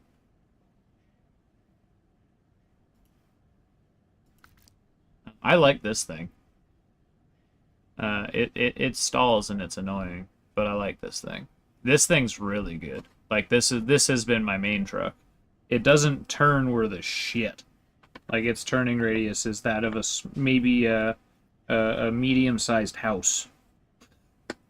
It really doesn't turn for shit. But it fucking tows damn near anything through damn near anything so far. I don't think I've had to winch it out of anything. And I've driven it across, like, rivers and mud things, all kinds of shit. I don't remember ever finding these ones. I'm sure I did at some point, at least one or two of them, but I kind of want to do a Chevy and Kenworth playthrough. Like, we'll use the Western Star. But, like, there's some cool Kenworths. That thing's neat. What, big bubble tires? That thing looks cool.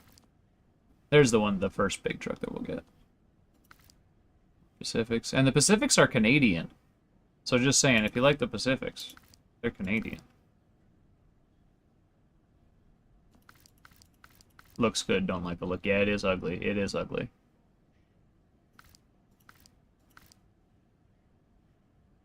It might be fun to try to save up and try to buy the Kenworth, so I'm just trying to give myself a goal. We'll use what we find, but like as we get money, we'll be able to buy things. We'll be able to do things. And then these vehicles are like... The European vehicles are all kind of crazy.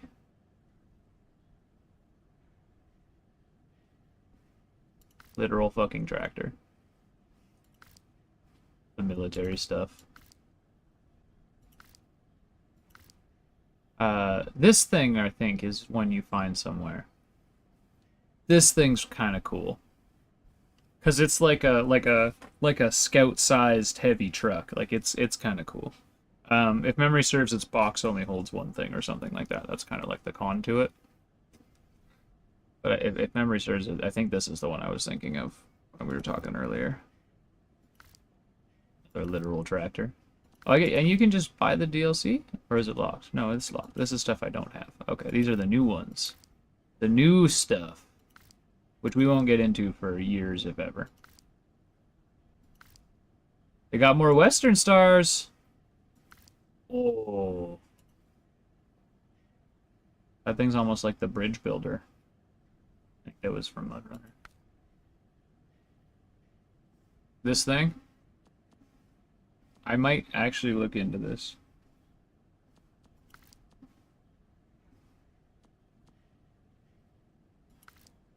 I don't know if it's as good as the military one or not, but we get that far. That's another one worth looking into.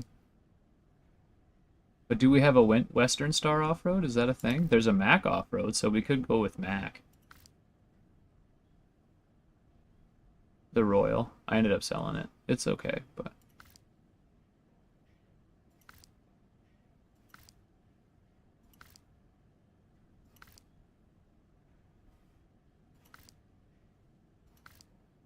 This little guy?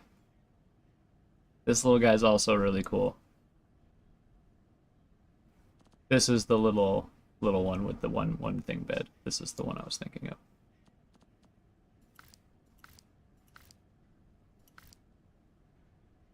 Tuz Warthog.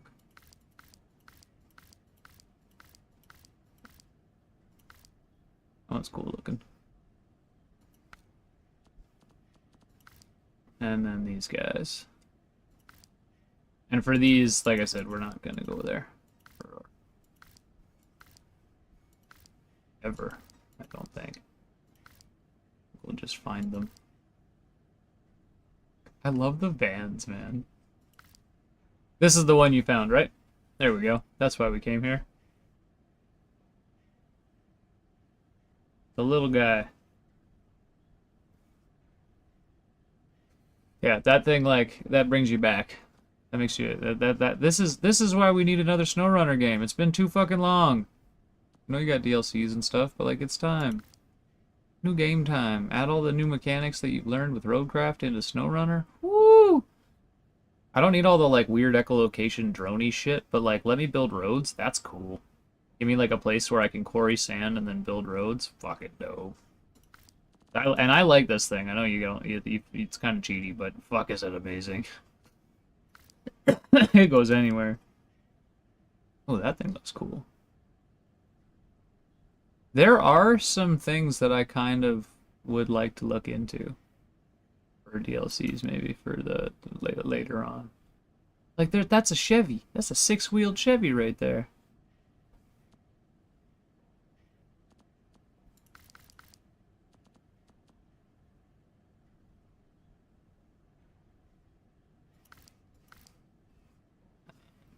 Give me a because it doesn't have any attachments. You mean? Is that what you're talking about?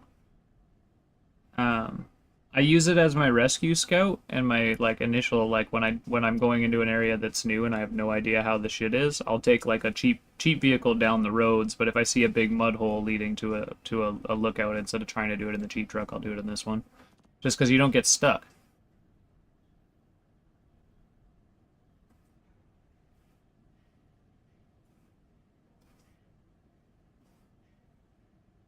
Is it repair points that it gets? It doesn't get fuel. I could have sworn it had something, didn't it? Yeah, it has gas. You get 120 liters. Repair parts and a spare wheels. I was pretty sure that it does. That's all you get though, is the repair points, the spare tank, and the wheels. And it goes everywhere.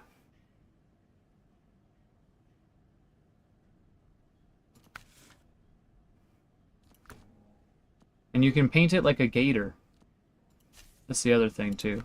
That's my favorite part about it. It's crocodile. Those are different things, but it's fine.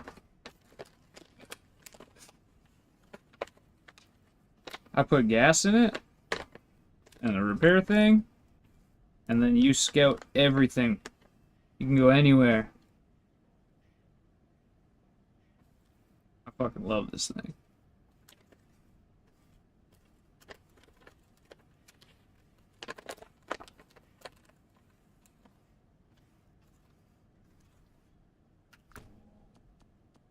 Okay, anyways, let's keep going here. I like this thing. I also like that thing. Old Chevys, like, man, Chevys are cool. That's a six-wheel Chevy. That thing scares me. I don't know if that actually is modeled on it or not. It looks like it's modeled on it though. This looks like the Ford F-150 thing.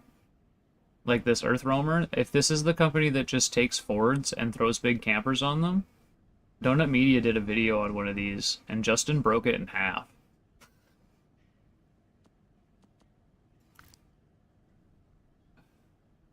Like snapped it. Like visibly. Multiple places.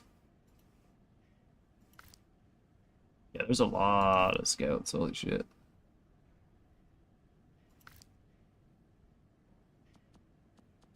I kind of like the Chevy. But what we're here to do... Does this one have a special paint? This one doesn't get a special paint? Well, that's stupid. Do we go with green or blue jean? Probably green, right? Feel like that's probably our color now. Usually I go blue. I think we go with the green. The green's okay.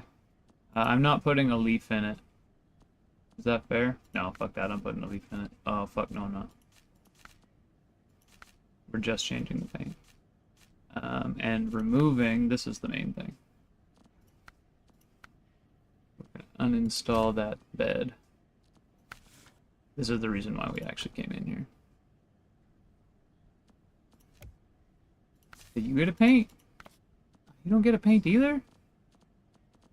Bruh. You kinda suck. Alright, well, you get to be green. I have to drive you. So I guess you get a leaf.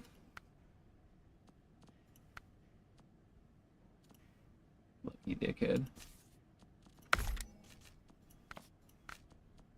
Otherwise, I don't think it has anything for a while that's actually useful, right? We picked up something for it. I don't remember what, though. What was it that we picked up? All-wheel drive or something? Oh, the bed, for one. Yeah, all-wheel drive. Install the all-wheel drive. Thank you. And sell the rear-wheel drive. Make ourselves $500 back.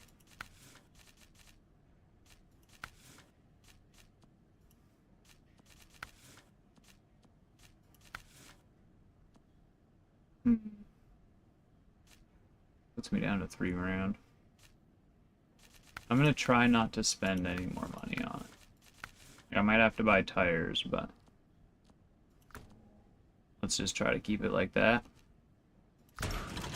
Hey, whoa, wait a second. I thought I painted you green. It's very important that you're green, please. We're rolling a joint right now, too, by the way.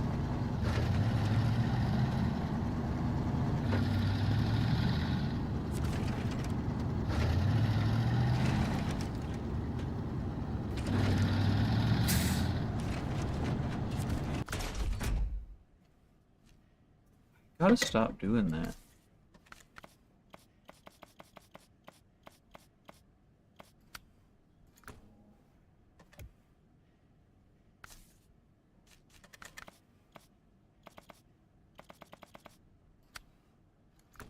There we go. Okay. Now we're happy.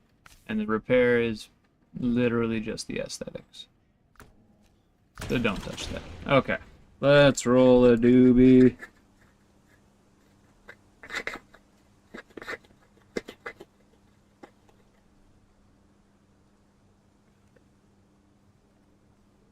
little sore.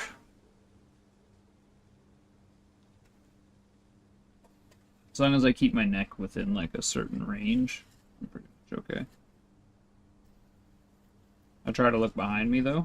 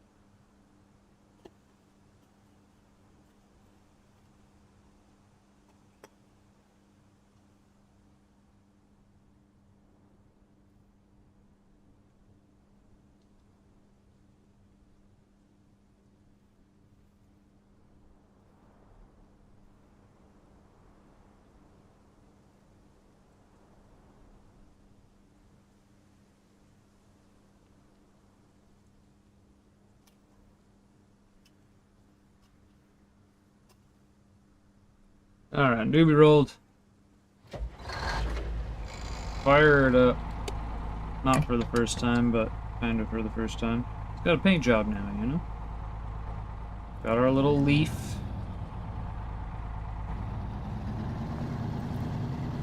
I don't actually know why I'm driving this. This isn't what we want to be driving right now.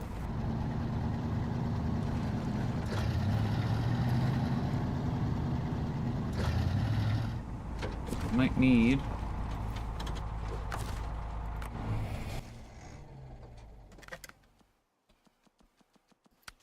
to grab the thing over here first. I don't know yet. Can't remember. But there were some steel beams in a trailer over there, so if that's what I need for our bridges and stuff like that, then we best be having them, yeah?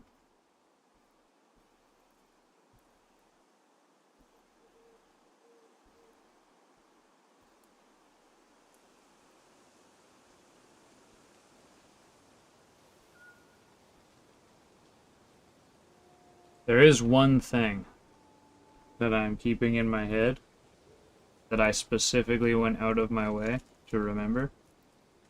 So there are like lots of things that like I'll pick them up as we go, but I'm a little fuzzy. And there are plenty of things that'll stick. Like I said, I know where the one upgrade, and I know the scouts just passed it. There are things like that will stick, but specifically, we are not going to wait till the end of the goddamn map to find the White Western Star this time, because I know where that is. That's the thing that I'm keeping in my head. 2 hours for you to get the 1%. Woo! Nobody said it was going to be easy. But also nobody said it was going to be this hard. Wait, why the fuck? Thank you.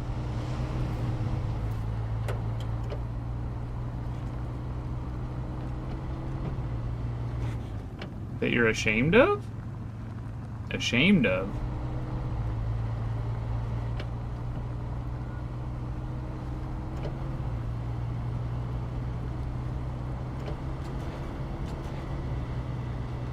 Okay.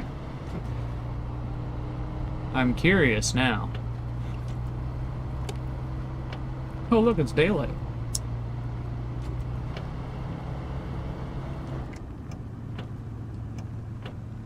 It took you longer to beat Russia because of a certain thing.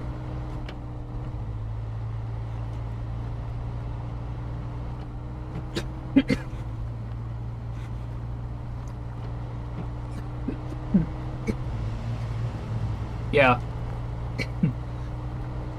Yeah. There's usually like one for some of the DLC stuff. So like, you don't open a warehouse with contracts. You open it through like tasks and shit like that. It does go both ways. So, like I was saying about how I'm trying to like really make sure I have a plan in how we're gonna do this.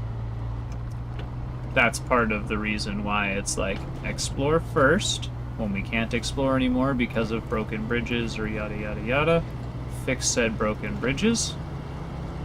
And then we'll look at the, like, I mean, I know the first 2 maps, we don't have to worry about it, but like with Russia restarting like the garages and the warehouses and stuff, we'll look at that, right? I think there's a garage too in the middle of a map that you restart, right? It's kind of a shitty garage to get to, like all the entrances to it are ass. Or the entrance to it is ass.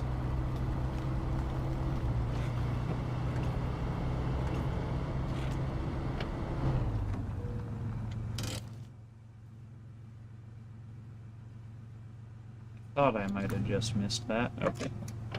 Back up here.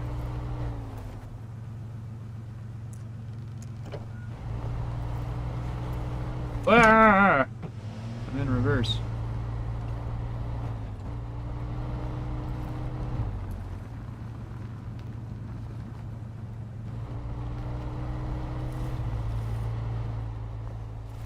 Yeah, you gotta kind of like look around the map and like as you're going kind of stop in things and like evaluate what you need to do when, which is annoying. But that's part of why we were able to do the first 2 maps so easy this most recent time. Before we decided to very stubbornly try to do 100% run.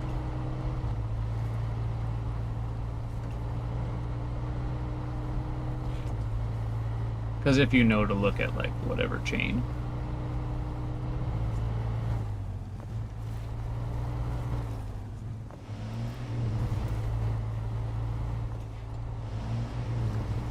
You can prioritize.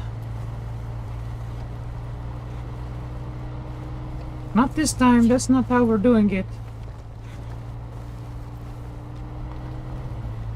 We're getting familiar with our area.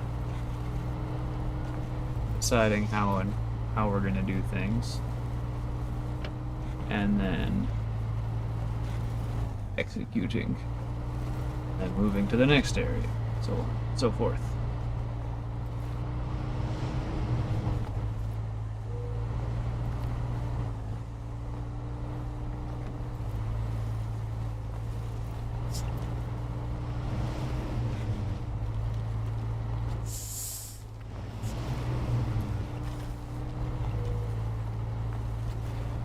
Check the map again. We made a turn, and then there's another left up there is to get our upgrade there.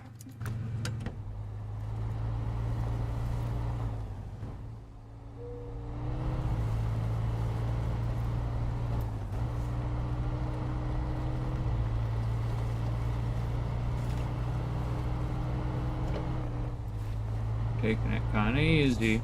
Because we don't have any other backups or nothing. We can't be rolling shit.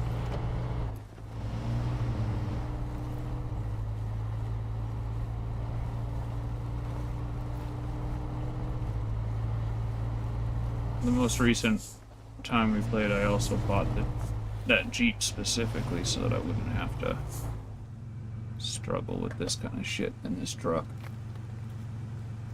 Not this time. We fucking doing it. We're gonna struggle, but it's gonna be alright.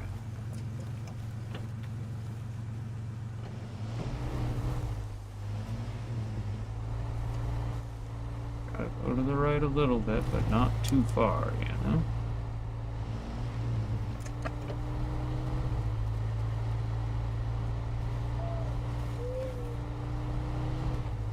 Come on, come on, come on. Come on, come on.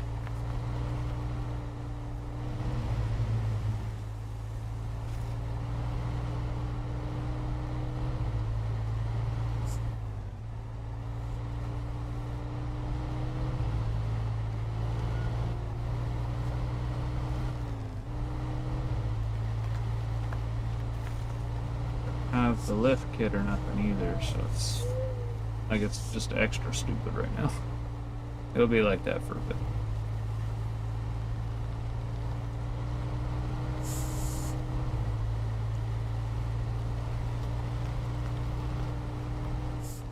Thankfully, though, this is the only map where we have to do this, and this map is designed really well.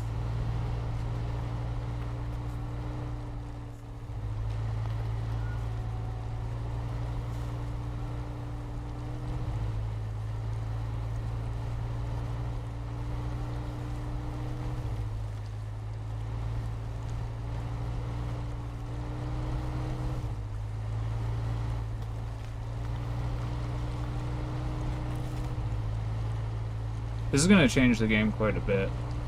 Like, the last one, we sold that GMC and bought that Jeep, like, right away. Well, we bought the Land Rover and then sold the Land Rover and bought a Jeep, but we bought an OP Scout, like, right away.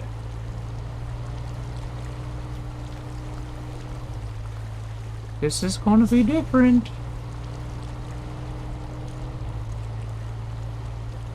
In a good way, though. I like driving the Chevy. I think I kind of missed this on the last playthrough.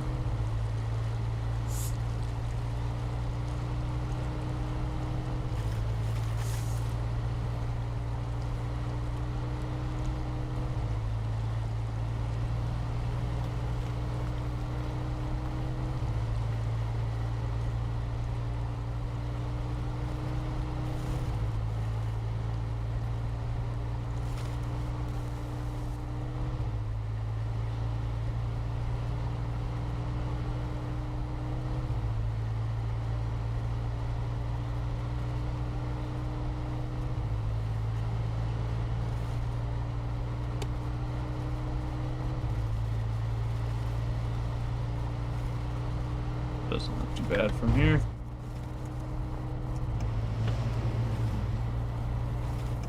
Pick up the pace a little bit, yeah? I don't like... doesn't look like I can turn around.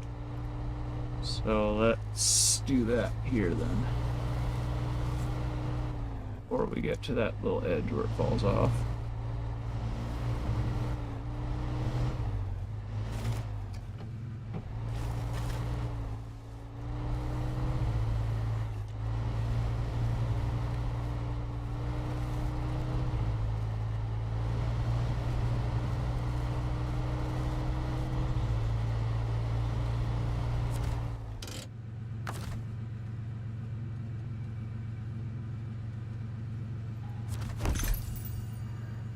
Lift kit for this truck, good.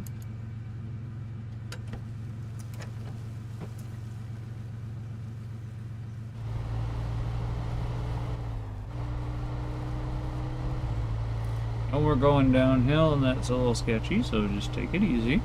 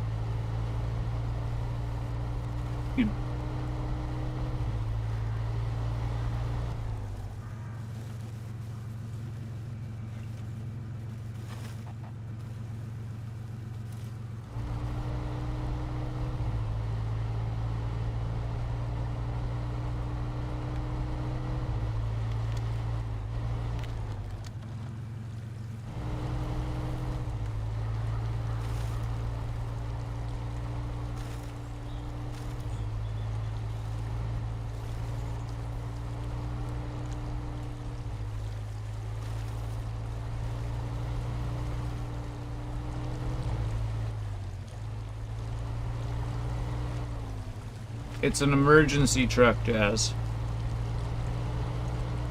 It's not meant to be used all the time.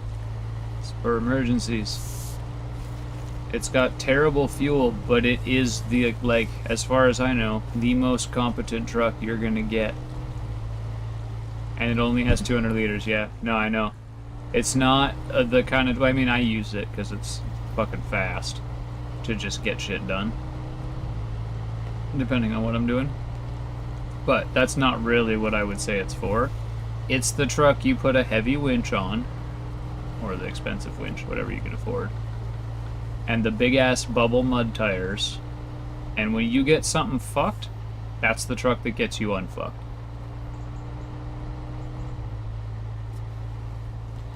Because when you get something fucked, you're probably bringing fuel out and something else. That's when I would be using it. The I'm feeling lazy truck. Yeah, that's what I meant by me. Like when I said getting shit done, that's exactly right. It's like it's so much faster. It just gets shit done quickly.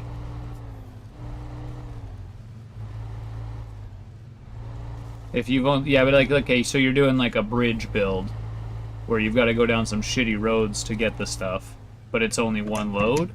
That truck's fine. I would use that truck every day.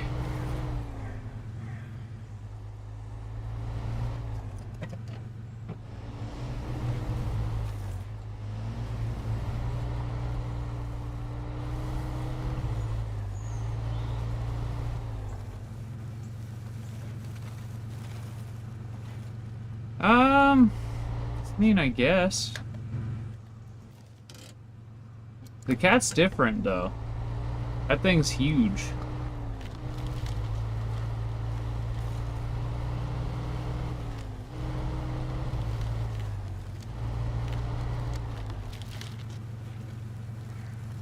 Like, if I had something really stuck, like really stuck, the cat would be part of the Get Unfucked team, but the cat would be the fuel truck, because the cat has a really good fuel add-on. You put that fuel add-on on the back of the cat, fill it up, head out there with the A&K, use the A&K to get it unstuck. You could even tow the A&K out if you don't want to have to deal with the fuel concern.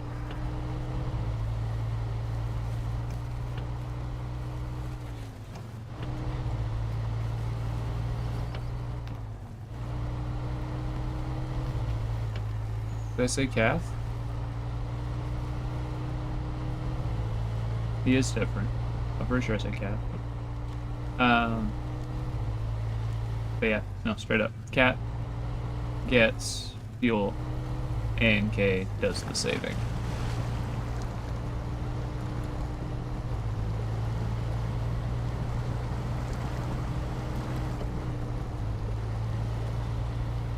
Looks like it might be a turn, is it? Nope, it's not. I don't know as I've ever gone down this road.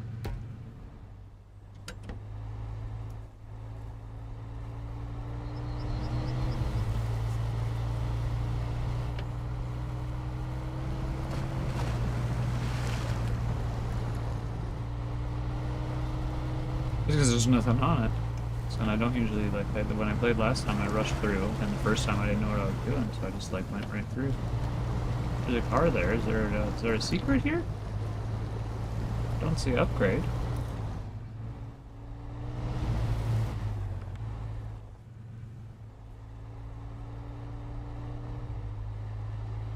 Oh, Cat and Kath are two different. Interesting.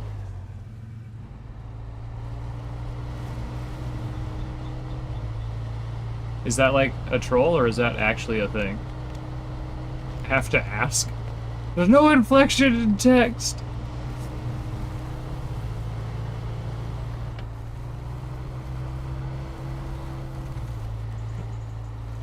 Like, what do you call Catholics? Are they Catholics?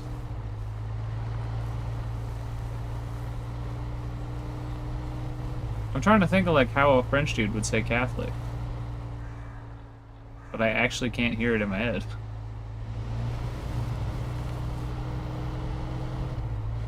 That leads back to town, right? Yeah, so let's take this one then.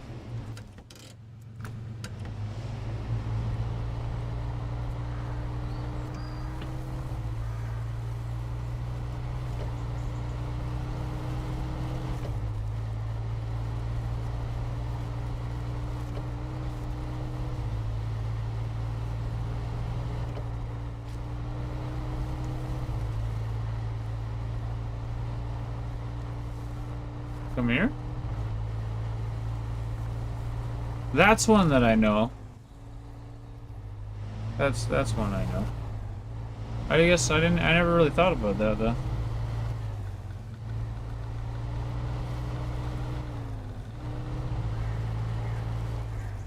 Huh. I don't know if it's because like I've always watched like foreign movies and I've been around a lot of people that speak a lot of different language.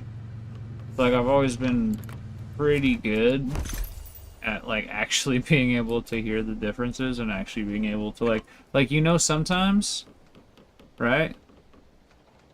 Easier. Like that. Yeah, it wouldn't be he's here. He's here. Basically. Oh, he's here, is he? I don't know why I went that way with it, but we did. Or he is over there. Because you say there. That's right, there. Catholic. It'd be a D.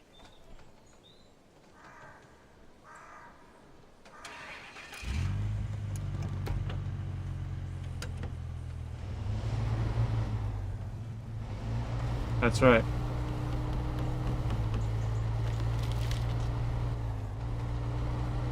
Over there. Instead of like, yeah, I got you. I got you. Yep. Yep. 1, 2, 3. On the top. 1, 2, 3. That's funny. That's funny. Man, I kind of want to just keep going on this trail, but also, like, I'm half fuel. So I should head back. I'm not legally allowed to continue. We're at half fuel.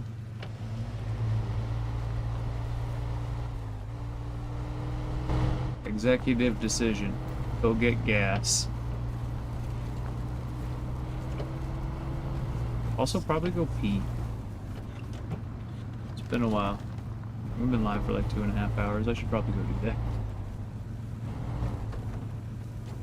No, I know. Speaking French. The 1, 2, 3, 1, 2, 3 was just putting about, and that's all. Yeah, I don't think I ever noticed before, but yeah, I got you. I got you. No H's.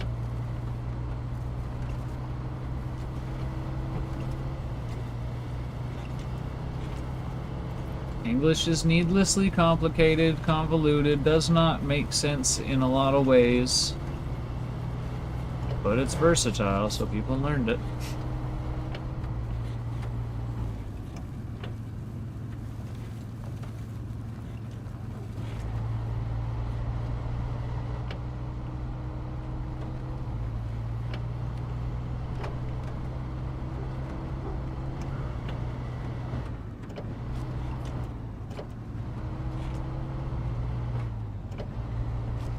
This the main road? No, next one.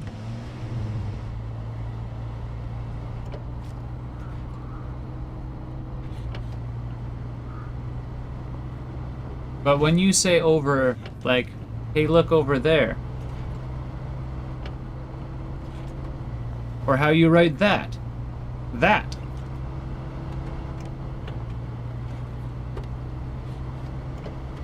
So, thousandth? 1/1000. I don't really say that though.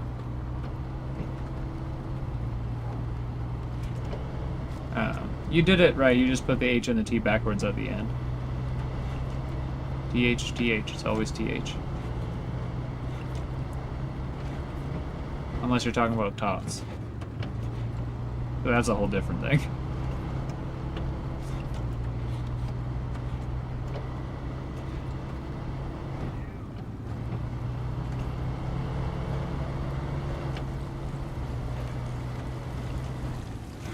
Yeah, right there, that, this one, that one, and then some.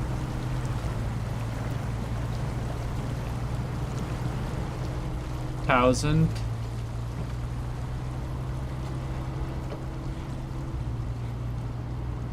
The thousand. Thousand. It's hard to say thousand without like even thousand, thousand, thousand, thousand.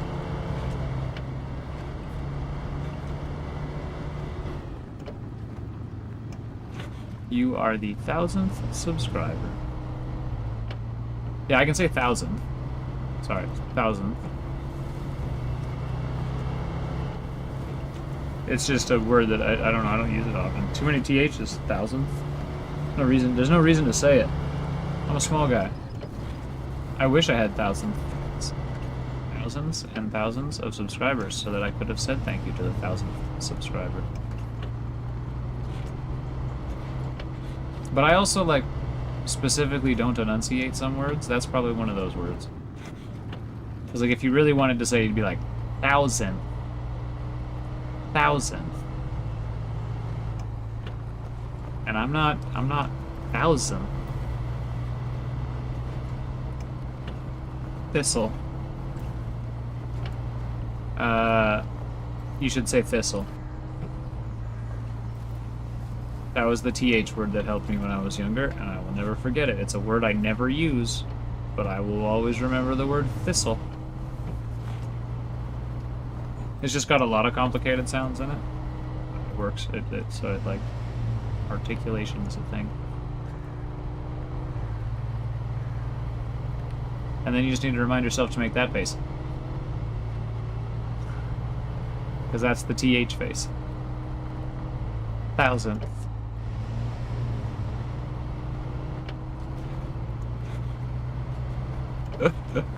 Ow, that hurt my pinky. I don't go there often. But normally I would say I don't go there often. Not there. Not that place. I don't think that would be a great idea. And often is another kind of... Some people say often. There's a T in it, so I say often. I often say often rather than often. So let's be able to pronounce that O-F-F-I-N.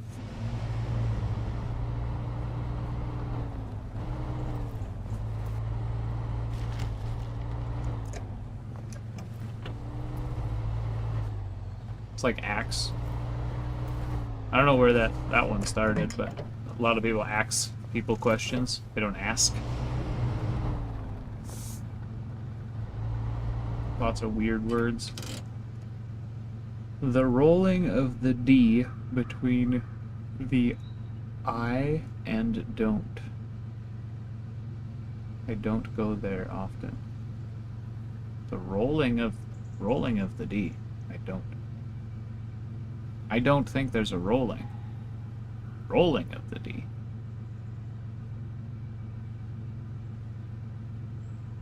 I mean, I could roll my D around, but Toronto.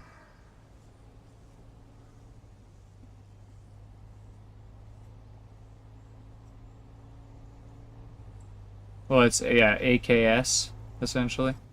Is how they say it. It does irk me, but at the same time, I kind of get it. Language hard, English big, and also like I can't think of them off the top of my head, but there are plenty of those. Performance, I think, is one of them. Perform, I'm pretty sure is like, depending on what context you're using the word perform or preform. But you can say the word the same and mean both words, perform and preform. I'm actually sure no, it is. It's preform. You know, you say perform, but it's preform.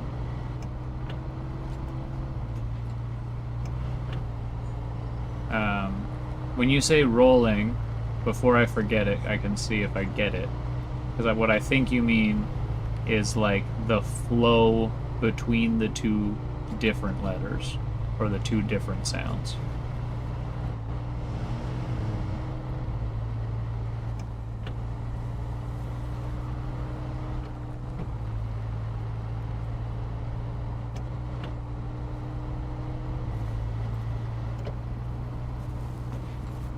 Well, the lazy French thing comes from more from the France French.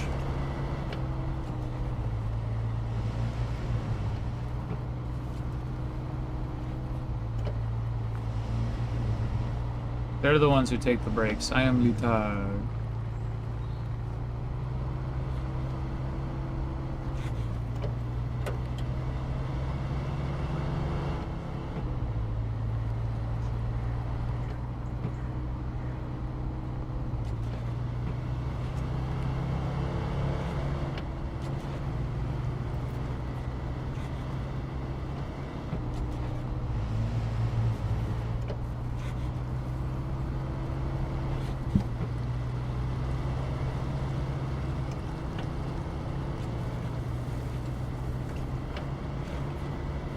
Okay. Got the fuel. We have discovered most of the area. We know where we can get the wood. We know where we can get the metal. Those should be the things to fix the bridges. Oh, concrete. That's warehouse. I know where that is too. I remember. I remember.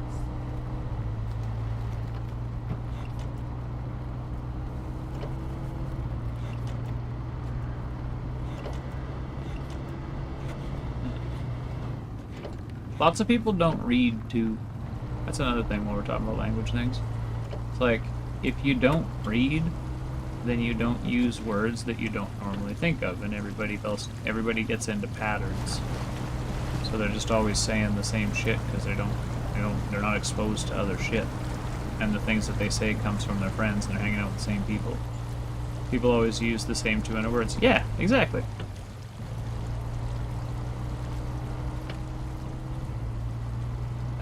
So it's not English. I don't think it's nice.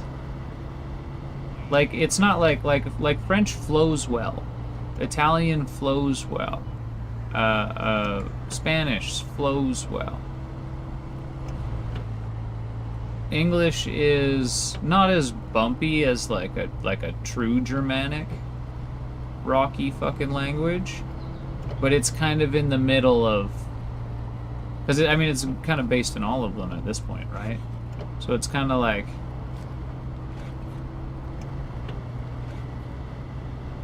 It can flow, but only if you're using certain words. Like, to say something like, I always intend to speak eloquently. There's lots of nice enunciation along with the harsh words, right? Like, intend is not a nice word. But eloquent is a very eloquent word. English is the sexiest of Germanic languages. There's a lot of Latin in English, to be fair, as well. So, you know, it's a hodgepodge. It would have started off as a Germanic language, but I don't think it's fair to call it that now. I would think probably not. With the way it's evolved, it's so far removed from what it once was. Whereas, like, you know, like we often talk about, you have culture. English don't got culture. English got rape, pillage, and garbage shit back in the day. Mr. English teacher.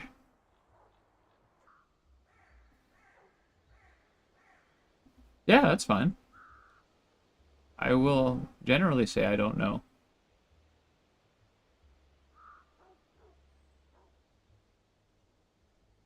If I know a little bit, I say a little bit, but make sure that it's clear I only know a little bit. And if I don't know, I will say I don't know.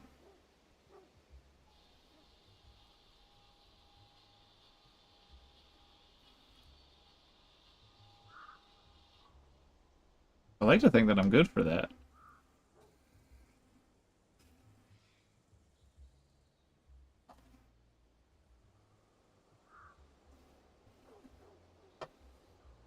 Thy, thou, thee, and thine? Okay. Uh, so thine is mine.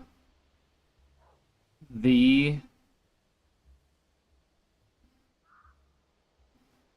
I think is like in I don't know for sure. I'm gonna say I don't know for sure before I say this. I don't know for sure, but it's thine is mine, or like yours, mine or yours. Thee is like me or you.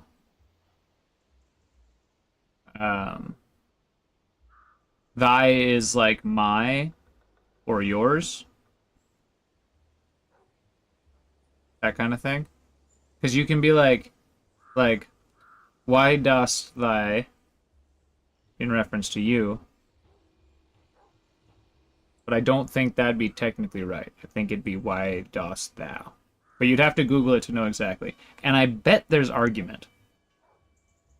I bet there's like a traditional Shakespearean explanation, and then there's like how it was actually kind of used at the time. I would be willing to bet. But I don't know. But I know that it's that kind of thing, if that makes sense. It's like a me, my, yours, you know? You know those words? It's those words. But I don't know which ones they are.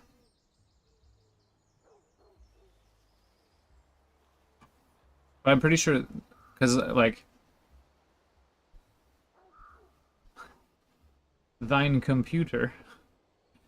The problem I'm having is that there's argument, right? That's funny. Okay, so here, this I can do. This I can do. Yeah, thy is mine. Thy true north, strong and free. This is our true north. It's ours. It's mine.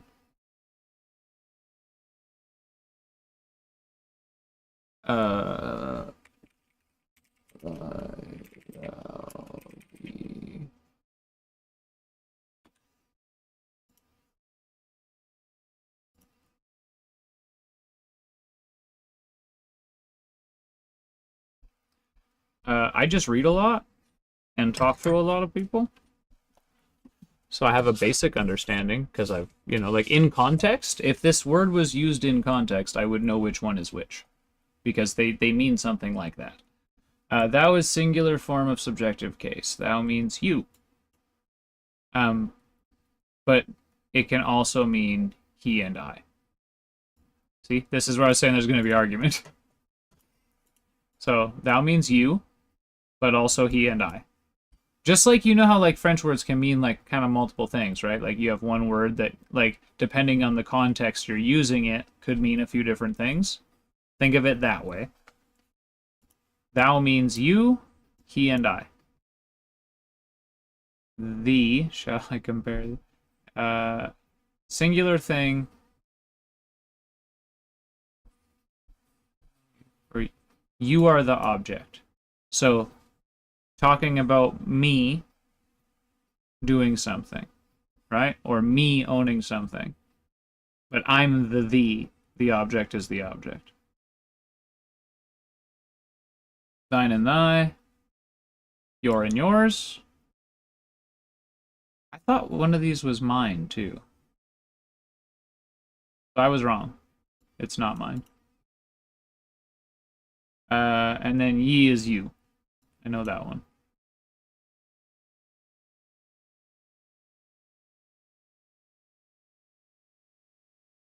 There you go. So, thou, you, he, and I. Thee is when you're talking about something you've got. Thine and thy are the your and yours. And ye is like you. You.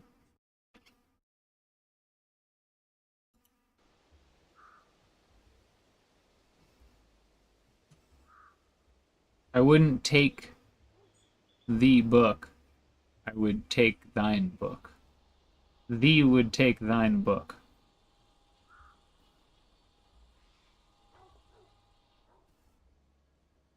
We stand on guard for thee. So, Jeez, me. We stand on guard. Yeah, we stand on guard for us. Then, right? Am I understanding that correctly?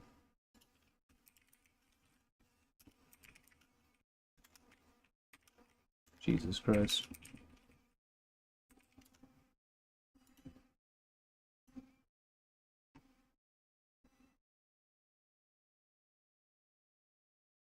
Yeah. So it's for yourself. Yes, you stand up for yourself, but like as a community. That's what, again, I said there would be argument for this. There's context there. We stand on guard for thee would be like we stand on guard for ourselves, for us as Canadians. And like again, thy true north strong and free. It's all representing possession and like our possession or our ownership of our country or whatever. However you want to look at it.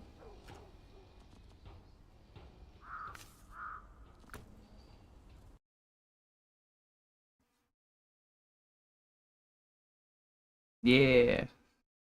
We got a relative understanding going. We figured it out.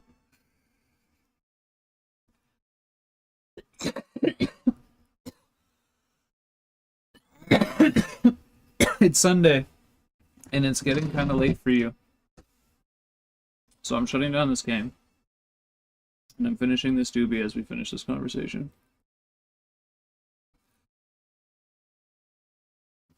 And then I'm gonna go eat soon, is the plan. Because I am fucking hurting and hungry.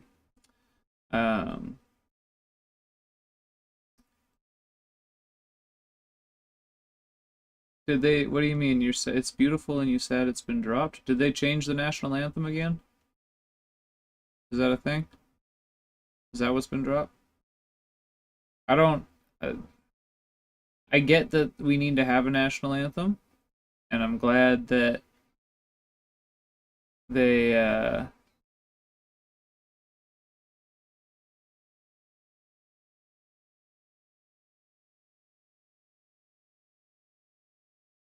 Wait, what? Hold on, I've fallen behind. You said so many words. CS. No CS. No CS. No CS. No CS. No, no, no, no, no, no, no. No CS. No CS, go to sleep. I got the differentiation eventually. It took me a second. I had to, like, process it. The...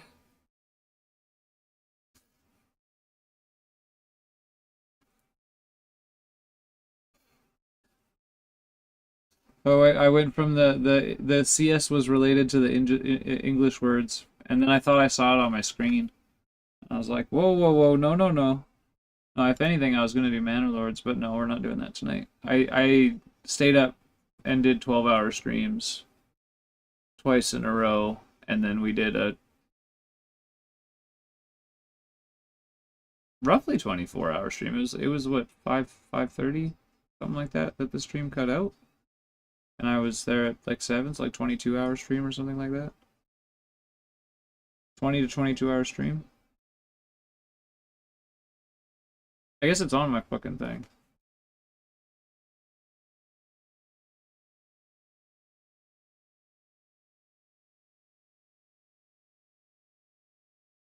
Ah, that may have happened. We dropped a little bit of frames a while ago. So when it drops frames, delay will kind of creep in like a kind of an unnoticeable way. Like you won't notice stuttering, but delay will creep in. I'm sorry.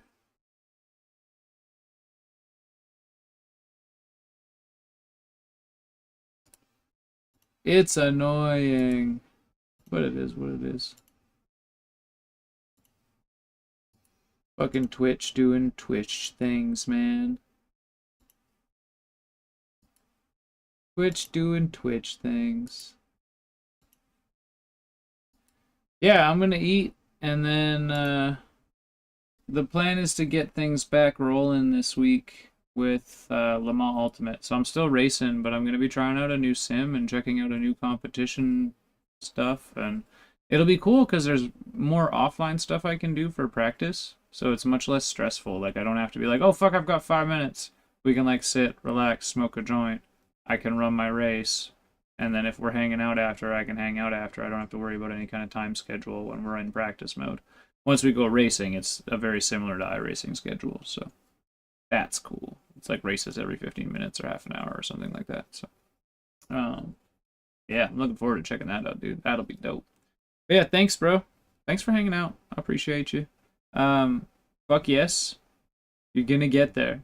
You're gonna beat the SnowRunner. GTR 2. Hell yeah. Hell yeah. You plugged in your wheel, problem was 2 hours. I like that. That's cool. You like open wheel stuff though as a rule, right? You're not like, I guess GTR 2 though, that's more tin top. Those are like, that's like GT3 cars. Well, older, much older versions of GT3 cars. Yeah, you race GT, okay. Yeah, dude, no, that's fucking, you, maybe we get you back into racing one day. Maybe.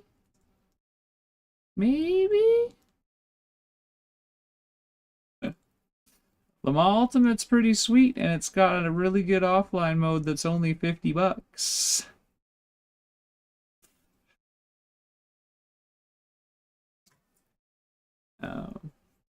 Takes too much time. That's fair. You do actually have to like it becomes your hobby. Gaming is a good hobby because you can have many different interests that you can bounce between.